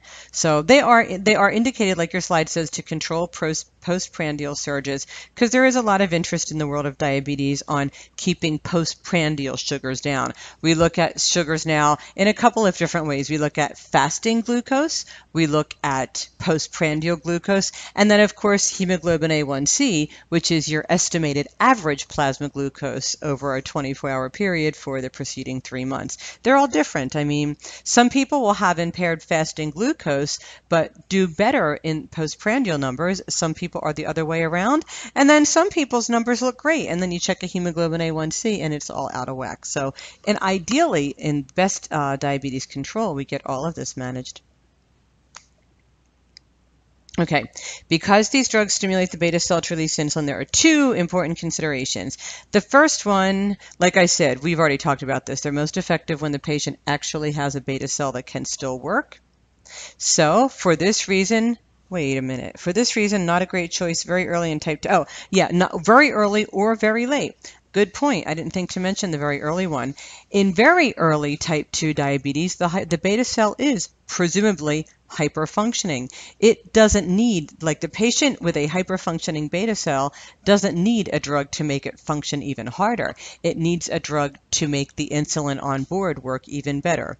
And then conversely, in the extreme tail end or late end of type 2 diabetes, the beta cell just isn't going to respond to anything. Where that last line here says beta cell has burnout, that 0 should be uppercase parentheses. I guess I didn't hit the shift button adequately. Okay, here you go. And we've already looked at this diagram, but in the context of an insulinogenic drug, you don't want to give it very early on because the beta cell is already hyperfunctioning. Remember, what we'd like to do is protect the beta cell by not having so much demand on it. And then very, very late in type 2 diabetes, the beta cell is dead, so it's just not going to help you much. The most effective time to use this is when there's still some function, but it's going downhill. And frankly, insulinogenic drugs really aren't typically at the top of the list anymore because there's just too many other things that are more effective. But the insulinogenic drugs are cheap, they're accessible, and so sometimes they are among the only things that the patient can afford. And the second consideration. So first you have to consider that you want to use it at a time when the beta cell is most responsive to it. And the second consideration is that when a patient takes an insulinogenic drug, a primary side effect to be watchful for is hypoglycemia. I mean, if you take a drug that makes your beta cell produce more insulin, obviously there is a risk of hypoglycemia. And the patient needs to understand that when they take these drugs. Other diabetes drugs, not so much, but if they're going to take a sulfonylurea or a meglitide, they do need to they need to know what signs and symptoms of hypoglycemia are. They need to be able to recognize it, and they need to know what to do if it happens. So it's an important teaching point. And they also need to know that if something happens where they can't eat, like if they're they wake up vomiting, like they have gastroenteritis and they're puking one day, or they're having like, an endoscopy or some sort of procedure for which they're going to be NPO, they don't take these medicines then because it can make them hypoglycemic. And that's it for the insulinogenic drugs, I think. Yep. Now we have the non-insulinogenic drugs, which really comprises the majority of drugs for type 2 diabetes. So, first bullet point, majority of drugs used to treat type 2 diabetes do not directly stimulate the beta cell to release insulin because, like we've said 100 times now, that's not really the primary problem, except in the unusual non-obese type 2 diabetic. Then insulinogenic drugs are your first drug of choice. Okay, but everybody else, these are not our first choice. And because the non-insulinogenic drugs do not directly stimulate the beta cell, the primary side effects do not include hypoglycemia. Again, if you look up the package insert of pretty much every drug for diabetes, they're all somewhere going to say, could potentially cause hypoglycemia. It's because everybody's afraid of getting sued if they don't warn the patient for everything. But the truth is, most drugs for type 2 diabetes, they facilitate peripheral insulin receptor sensitivity in some way or another, or they precipitate or help the process. And so the risk of hypoglycemia is not high. The risk of hypoglycemia goes up if the drugs are given in conjunction with insulin or an insulinogenic drug, but on their own, not really. So that's how we understand how all these other drugs work.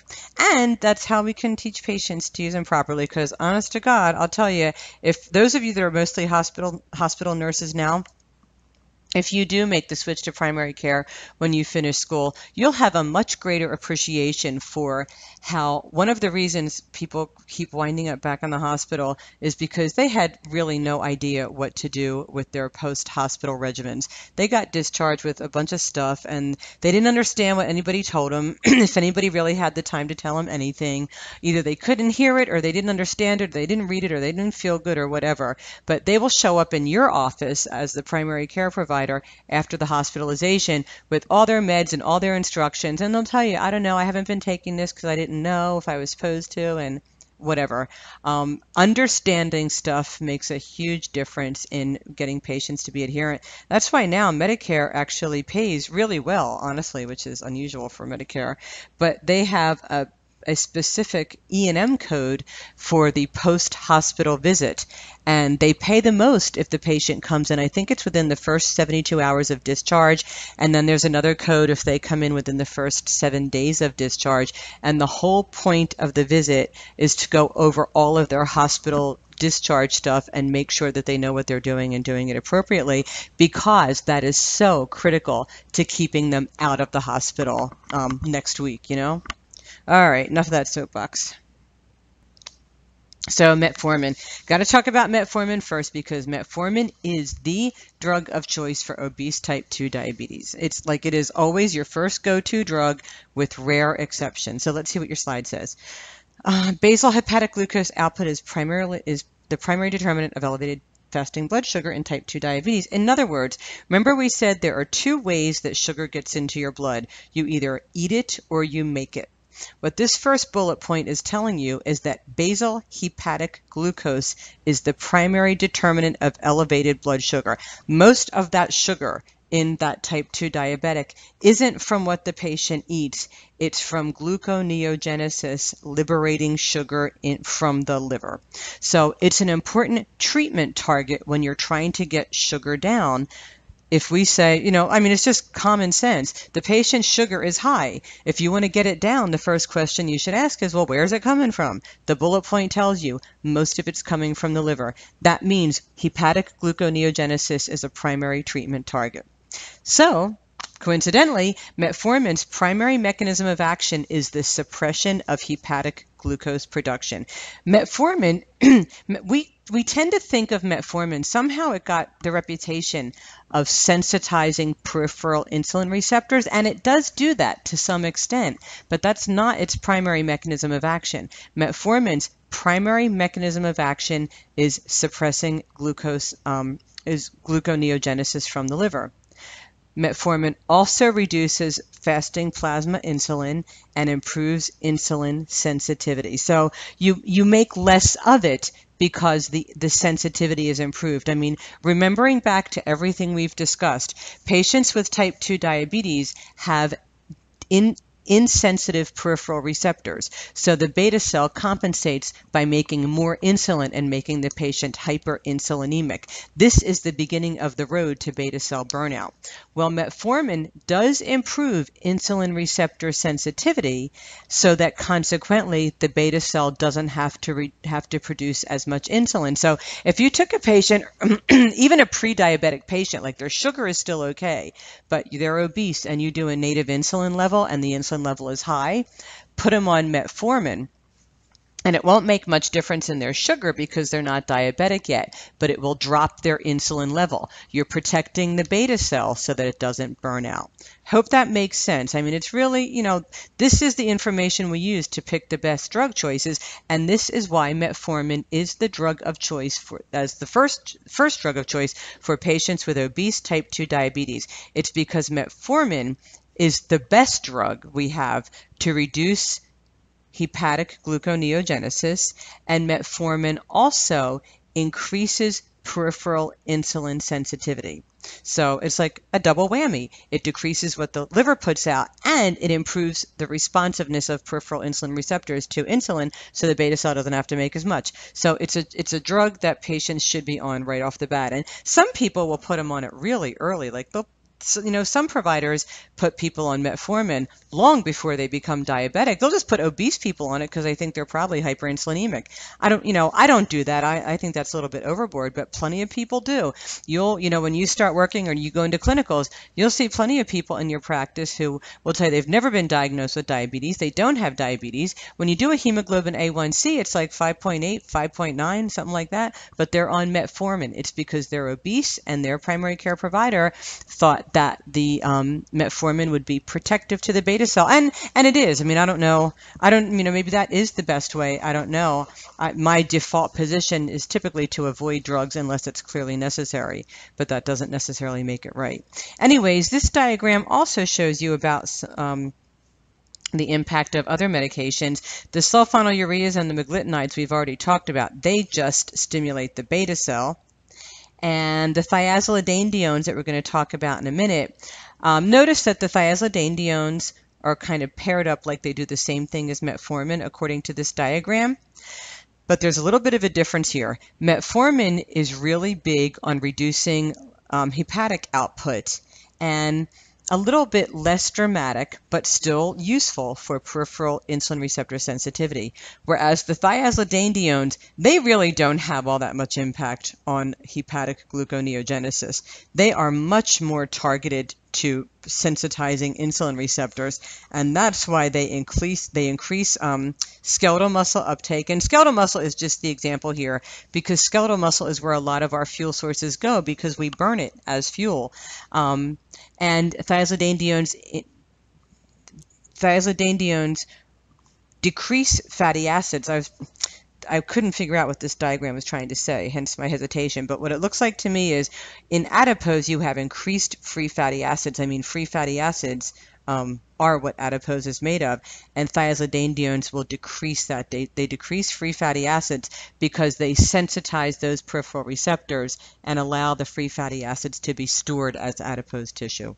So, and when we'll talk about all those drugs in a minute, but metformin is the one, you know, if you're just getting kind of shot out on the topic and can't remember everything and start to get confused, if you don't remember anything else, remember the best you can about metformin, because that is the go-to drug for type 2 diabetes. It is the one statistically most used. If you get 100 patients under your nose that are diabetic, chances are like between 95 and 99 of them are on metformin. Just a few won't be for very specific reasons.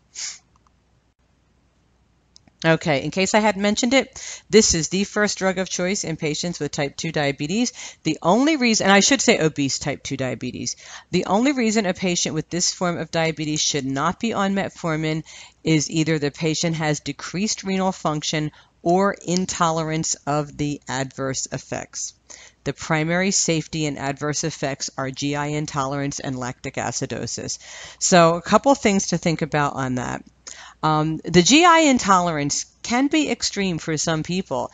This generally tends to loosen the bowels. For some people, it precipitates bowel incontinence. If somebody has underlying irritable bowel syndrome or something like that, it can be catastrophic to the point that they just can't take it. So every now and then, not very often, but every once in a blue moon, you'll come across a patient who flat out cannot take metformin because they are intolerant of side effects. And, you know, what can you do? If you can't take it, you can't take it. We do have other drugs. It's just that we like this one best, so we choose it first. But if the patient can't take it, can't take it. The whole renal thing is that, so when metformin first came out, a lot of people with diabetes, especially 25, 30 years ago, a lot of people with diabetes already had more advanced renal disease because remember, the most common cause of dialysis-dependent renal failure is diabetes. So logically, people with diabetes are more likely to have renal dysfunction. And 20, 30 years ago, even more people at the time of diagnosis were likely to have renal dysfunction because we didn't have the early screening that we have now. So when metformin first came out, it was given to a lot of people who had already had renal dysfunction. And with impaired renal function, there is an increased risk of lactic acidosis when you give the patient metformin. So then this metformin and renal association began, and metformin was contraindicated in patients with chronic kidney disease. People with like GFRs, you know, theoretically below 60. Remember, a normal glomerular filtration rate is above 60. And when you get a GFR between 45 and 60, you're considered to be somewhat compromised, but not, you know, this is like chronic kidney disease, like stage 2 or like stage 3A. And then when the GFR falls below 45, when you're between 30 and 45, this is the patient who is like a solid stage 3B, and you really need to be watchful of renal insult. There's really the potential for renal consequences. And then when the GFR is below 30, this is significant compromise. This is a patient who must avoid potentially renotoxic drugs, etc. So when metformin, you know, metformin first came out, and it was given to a lot of people with renal dysfunction, and there were a lot of problems, a lot of lactic acidosis. So then we got lots of cautions. Don't give it to people with a GFR under 60. Don't give it with elevated creatinine. Don't give it to people who are having contrast dye studies, you know, blah, blah, blah. The big, and to this day, like really, I don't want to leave you with the impression it doesn't matter. Even to this day, the primary reason not to give somebody metformin is that they have impaired renal function. But with that said, it really is like, you know, conundrum is a good word, because of the relationship between diabetes and renal failure. If you don't control the diabetes, there's a higher risk of renal failure, and metformin is among the very best drugs to control diabetes. So what do you do? So there's been a lot of research on that, and I think I linked an article in your readings for this week about metformin and kidney disease, and your case study this week really forces you to consider the issue of metformin and chronic kidney disease. And I'm not even sure if there's going to be a right answer to that case study. All there's going to be is a well thought out answer, because this is a gray area now. Like, at what stage of the game in diabetes and chronic kidney disease, at what point do we back off on the metformin? Remember, I learned all of this stuff 20 years ago, so I'm still very hesitant and very careful about metformin and chronic kidney disease. And I've had plenty of patients with diabetes who have had like GFRs, like 45, that are on metformin. And when I inherit the patient, I'll stop it because I was just trained that they shouldn't be on it.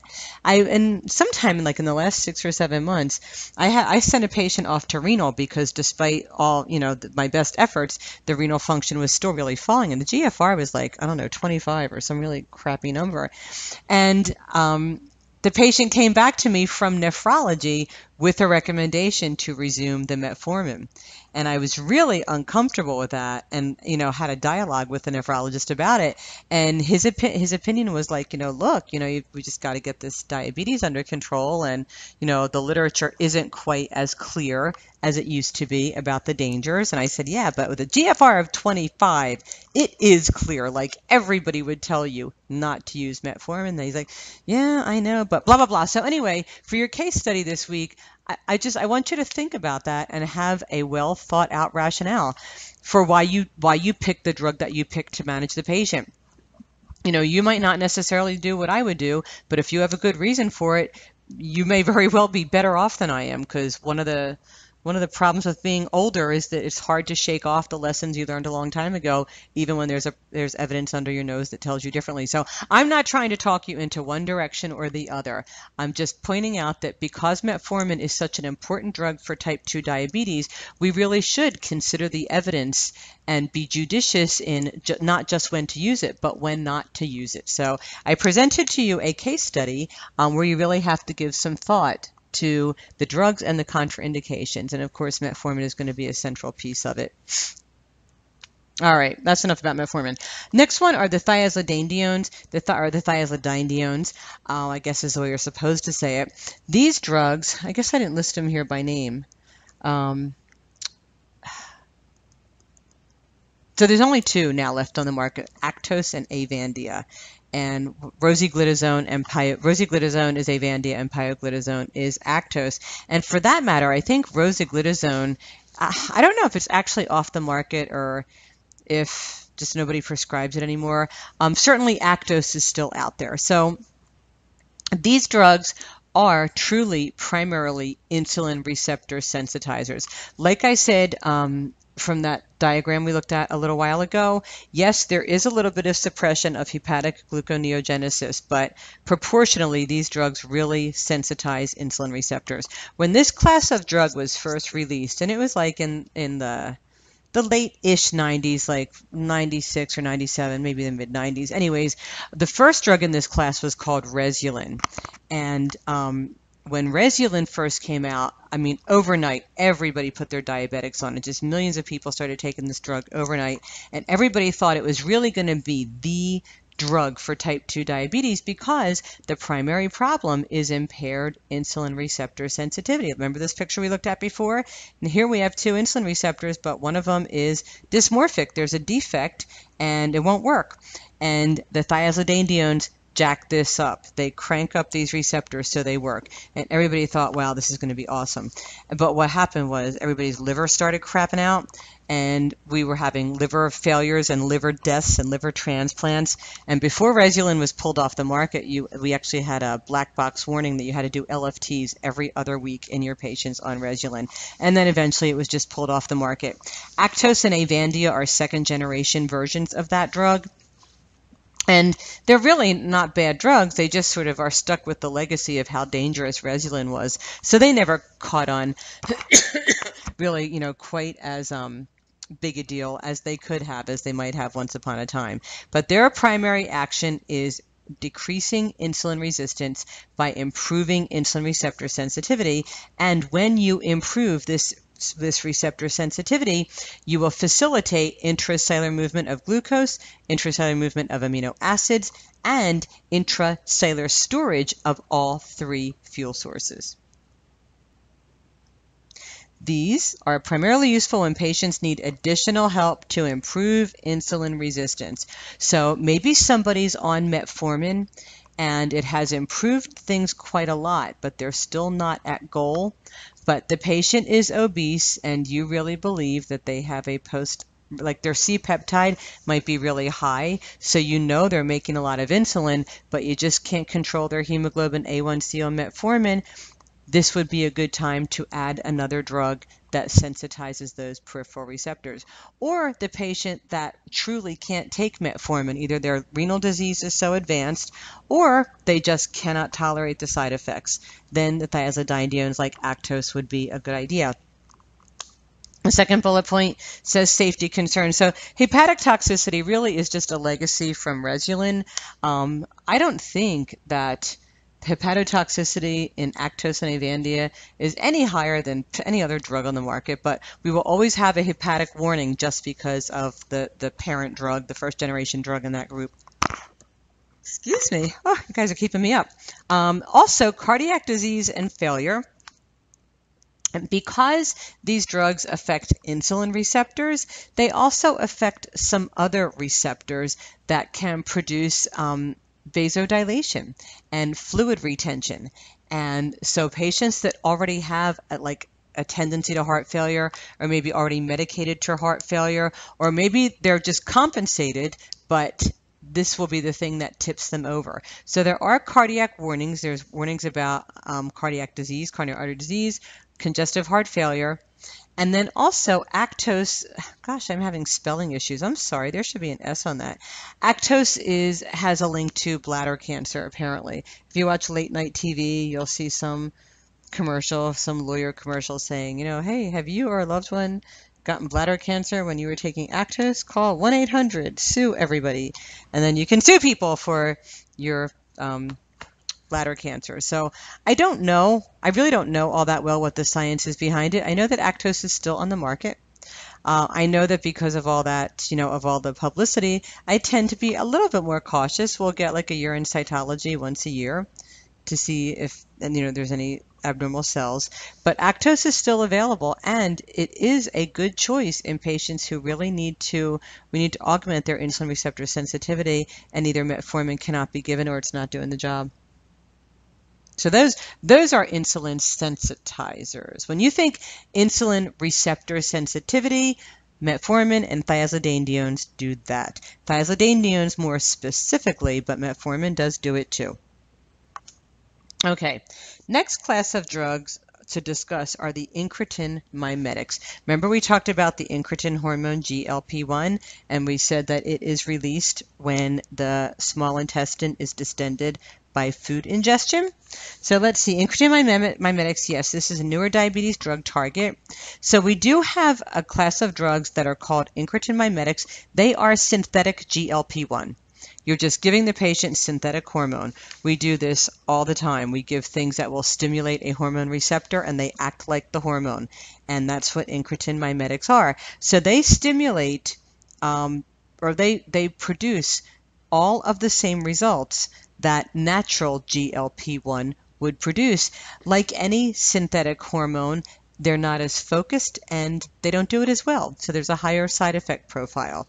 But GLP-1, because it is a postprandial hormone release from the small intestine, remember all the things that it does act to reduce both fasting and postprandial glucose concentrations. So giving a fake incretin does the same thing. All right, so you remember, like before we had a different diagram, but the incretin hormones, most specifically GLP-1, glucagon-like peptide 1, stimulates insulin release from the beta cell, inhibits glucagon release from the alpha cell. The results of both of these is to lower the blood glucose. And then remember, GLP-1 does a lot of other things, like promotes early satiety, inhibits gastric motility, and decreases beta cell apoptosis, all the other things we talked about. But very specific to lowering blood glucose, GLP-1 stimulates insulin, inhibits glucagon, and both of these will lower blood glucose. Of course, this does presume a functioning beta cell. That's why you have to use it in type 2 diabetes. Now, remember we said that the small intestine will release GLP-1, and almost immediately this naturally occurring enzyme, DPP-4, will break down the GLP-1. So natural GLP-1 doesn't get to occur very long because DPP-4 will break it down. When we give somebody incretin mimetics, we're giving a fake version of this. So incretin mimetics, just what we just said. They stimulate glucose-dependent insulin secretion, lower glucagon, inhibits postprandial glucagon release, and then all the other things, slows gastric emptying, etc., etc. Anticipated hemoglobin A1C reduction up to 2%, which is about the best you get with, metformin.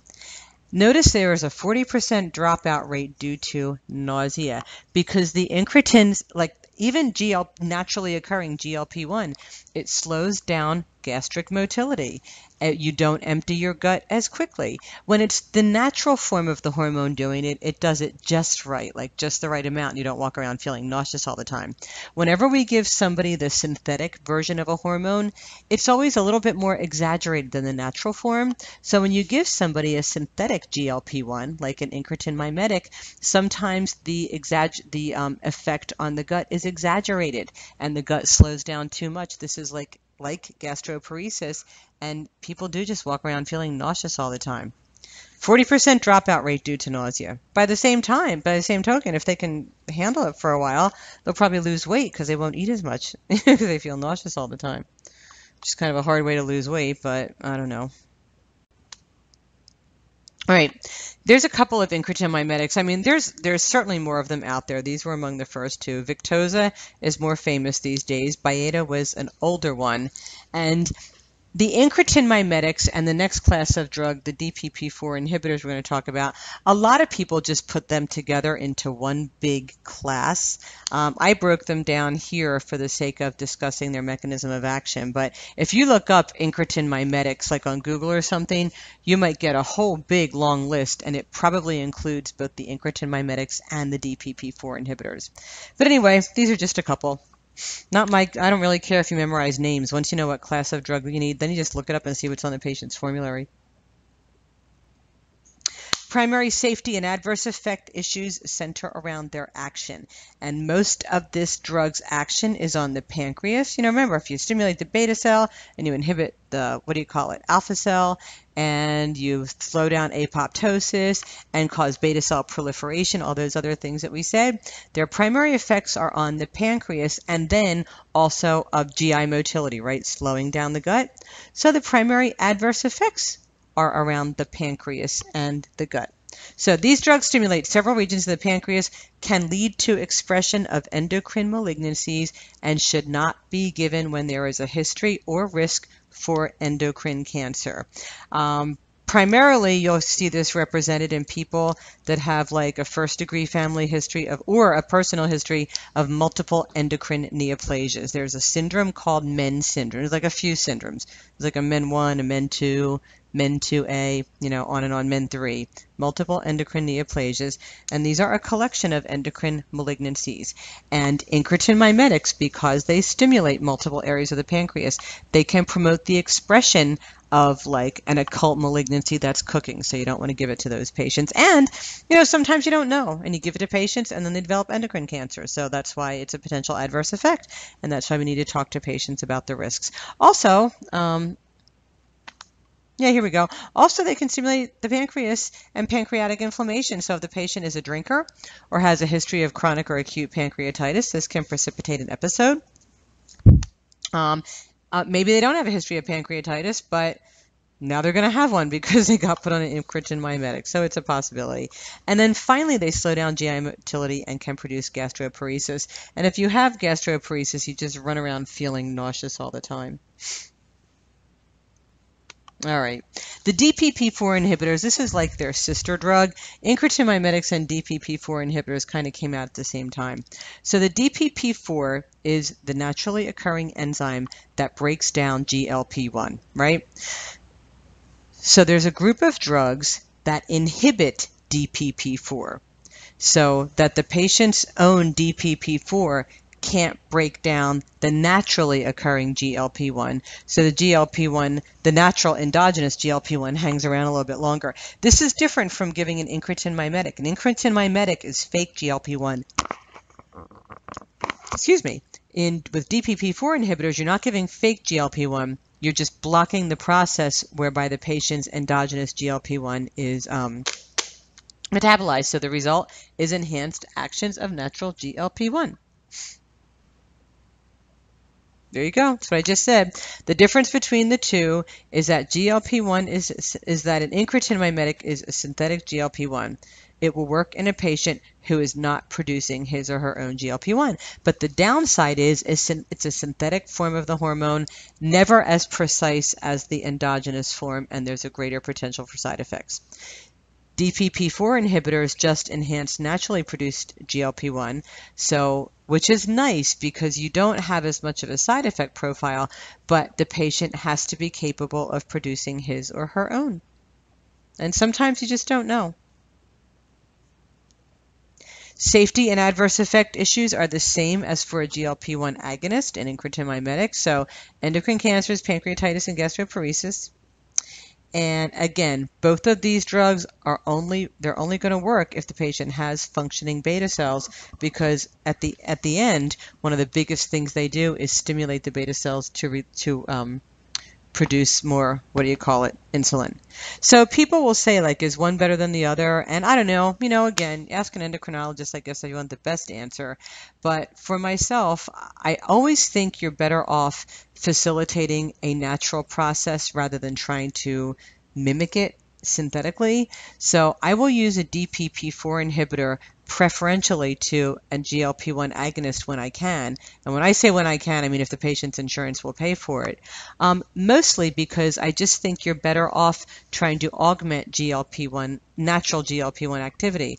By the same token, if the patient's not making their own GLP-1 or not making enough of it, then you're going to get a better clinical response by replacing it synthetically. So we don't know. Use trial and error, and the all-important insurance formulary. And these are some examples. And I'm missing a closed parentheses again. Geez, these are some examples of DPP-4 inhibitors, and these drug classes are proliferating faster than beta cells. I mean, there's way more options in both the incretin mimetics and the DPP-4 inhibitors. These are just a few examples. Now, a drug we don't talk so much about anymore is pramlintide. The last time I looked, it was still on the market. I just don't see much use it anymore, especially in primary care. I'm sure endocrine does. This drug is an amylin analog, and your handout, this slide tells you what that means. Amylin is a hormone. It's kind of like a sister hormone that is released from the pancreas with insulin. So this doesn't in any direct way stimulate insulin release or augment insulin action. So it can be used in type 1 diabetes. This is a synthetic version of amylin. And amylin also does things that are important to the glucose homeostasis cascade, like gastric emptying, prevents postprandial glucagon, which glucagon mobilizes glucose. So pramlintide can prevent postprandial glucagon. Let me say that again. Pramlintide can reduce postprandial hyperglycemia by reducing glucagon-mediated hyperglycemia. It also makes you feel very full, so it does result in decreased caloric intake and weight loss, which will augment the whole. Remember, one of the biggest things about control of type 2 diabetes is weight loss, because then those peripheral insulin receptors will return to their own normal morphology and not need drugs to make them work. So this amylin analog, the brand name is Simlin. And when Simlin first came out, there was really a lot of restrictions on prescribing it. Like, at first it had to be prescribed by an endocrinologist, and then they kind of broadened that and let anybody prescribe it. There are black box warnings about you can only use it when your intake includes X amount of carbohydrates. There is a risk of hypoglycemia. So it's kind of a big deal drug, and I just wanted to mention it for the sake of completeness, but excuse me, but I really don't think, I couldn't tell last time I saw a patient on it, so I don't know if you will or not. Doesn't stimulate insulin release, so you can use it in both types of diabetes, which is unusual. It's the only thing other than insulin, which is for both type 1 and type 2. Has all the actions of incretins except insulin secretion. And you can read the rest of that. I mean, not that I'm not happy to read it to you, but I feel like you probably don't need me to. Now, the newest class of drugs for type 2 diabetes are the sodium glucose cotransporters, and there's probably more of these now, but Invokana was the first one.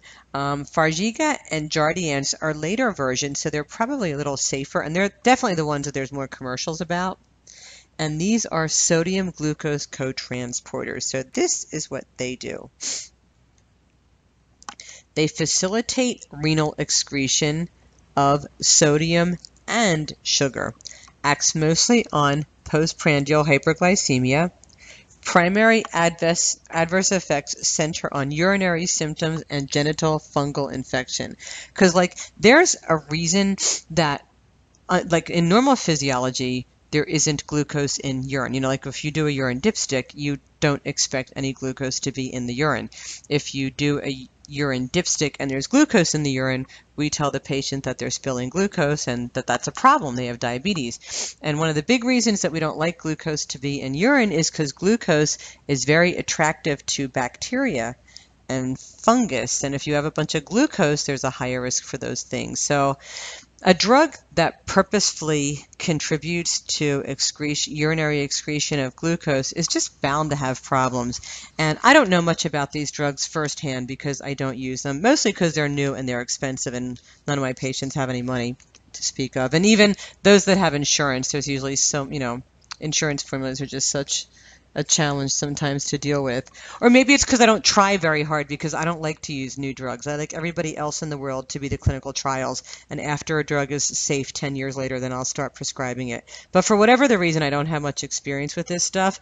But I will tell you that already there are some significant warnings. I feel like these drugs aren't going to be around long. I think they're either going to get pulled from the market or just nobody will much use them like some of the other things out there. Speaking of which, actually, the last group of drugs to mention are the alpha-glucosidase inhibitors.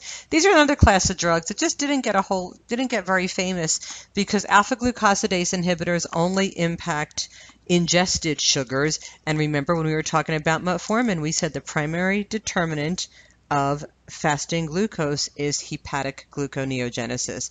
Alpha-glucosidase inhibitors only work on ingested sugar, so it just doesn't reduce hemoglobin A1c that much. But remember in the very beginning of the discussion, I said one of the issues is that when you eat sugars, they are mostly disaccharides, and in order to absorb them, enzymes in the gut have to break them down into monosaccharides. And the enzyme family includes alpha-glucosidases. Alpha-glucosidases mostly break down dietary sucrose into glucose and fructose so that you can absorb it. So obviously alpha-glucosidase inhibitors block the absorption of dietary sucrose. So let's see what your slide says. What I just said. Acarbose and Miglatol are the two available forms. Acarbose is marketed as Precose and Miglatol is marketed as Glycet. And because they only work in the gut, they tend to be very safe. Everything else we've talked about, metformin and your kidneys, Actose and heart failure and liver and bladder cancer, the incretin mimetics and DPP-4 inhibitors can give you pancreatitis and express pancreatic cancers. The sodium glucose cotransporters can, give you like renal failure and accelerated renal infection, and I understand even diabetic ketoacidosis, which is kind of a trick for type 2 diabetes. Like all those other drugs can have serious systemic adverse effects. Alpha-glucosidase inhibitors don't because they're not absorbed. You ingest them, they work in the gut, and then they come out the other end. So they tend to be safe, but the downside of that is that you don't get a big punch, like maybe a hemoglobin A1C reduction of 0.5% or something. The other thing is that you are making your patient sucrose intolerant, which is like kind of making them lactose intolerant, but a lot worse. So if any of you are lactose intolerant, you know what it feels like when you ingest lactose and you have significant abdominal pain and, like, if not incontinence, then certainly a sense of bowel urgency and diarrhea and all that kind of stuff. Well, it's like 100 times worse with alpha glucosidase inhibitors. So there are significant GI adverse effects, and some people find them compliance inhibiting. The manufacturers of these drugs say that if you take the pill with the first bite of a meal, it can decrease the adverse effect profile. I have no idea why. I don't know what happens if you take it with the second bite of a meal. I don't know. I have had patients on these who managed it just fine, but when you think side effects of alpha glucosidase inhibitors, think GI for sure. Even though it's not going to shut down your kidney and shut down your liver and shut down your heart, it may shut down your social life. And this is what they do. So sucrose is a disaccharide. There's one saccharide, and there's a monosaccharide, and they are linked together. So alpha glucosidase is the enzyme that hydrolyzes this and breaks them down into two separate sugars. And then same thing with lactose. This is a disaccharide that is broken down into two separate sugars. That's what hydrolysis is, and this is what precoce and glycet inhibit. And that's what I just said. And that's that. So the last thing I'm going to leave you with here is this slide. All right, so I copied this from one of the reading links in your handout, actually. The ADA, like every year, they update their recommendations for the management of type 2 diabetes. And I really like this table. I refer to this a lot at work because there's just so many choices now. And, you know, if you don't have to just worry about the insurance formulary, if you want to do the right thing, you know, just do the right thing, or the patient can afford it or whatever, you have a lot of different choices to make here. So, all right, so patient has type 2 diabetes, of course, healthy eating, weight control, increased physical activity, and diabetes education. Of course, right? That's always first. But then the first drug is metformin. Like I said, unless they just cannot tolerate the adverse effects, or you will decide in your case study, based on reading, you know, based on your study, you will decide your level of tolerance for renal dysfunction in metformin. So if you can use metformin, you will use it. And you have to consider efficacy is high.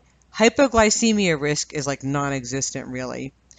It does not facilitate weight gain. In fact, in some patients, they'll lose it. The safety issue is lactic acidosis, which is the kidney, and GI is a side effect, and this is low cost. So for all of these reasons, it's a good first drug. If the A1C target is not achieved within 3 months of monotherapy, proceed to a 2-drug combination, and note the order not meant to denote any specific preference. Choice dependent on a variety of patient and disease-specific factors. So here is where it gets interesting. If you've given them patient metformin and they don't reach goal, then what? Well, sulfonylurea? Sulfonylureas are fine if their beta cell works. There is a risk of hypoglycemia. There is a risk of weight gain, but it's cheap. The thiazidinediones, these are also available now as a generic, so the cost tends to be lower.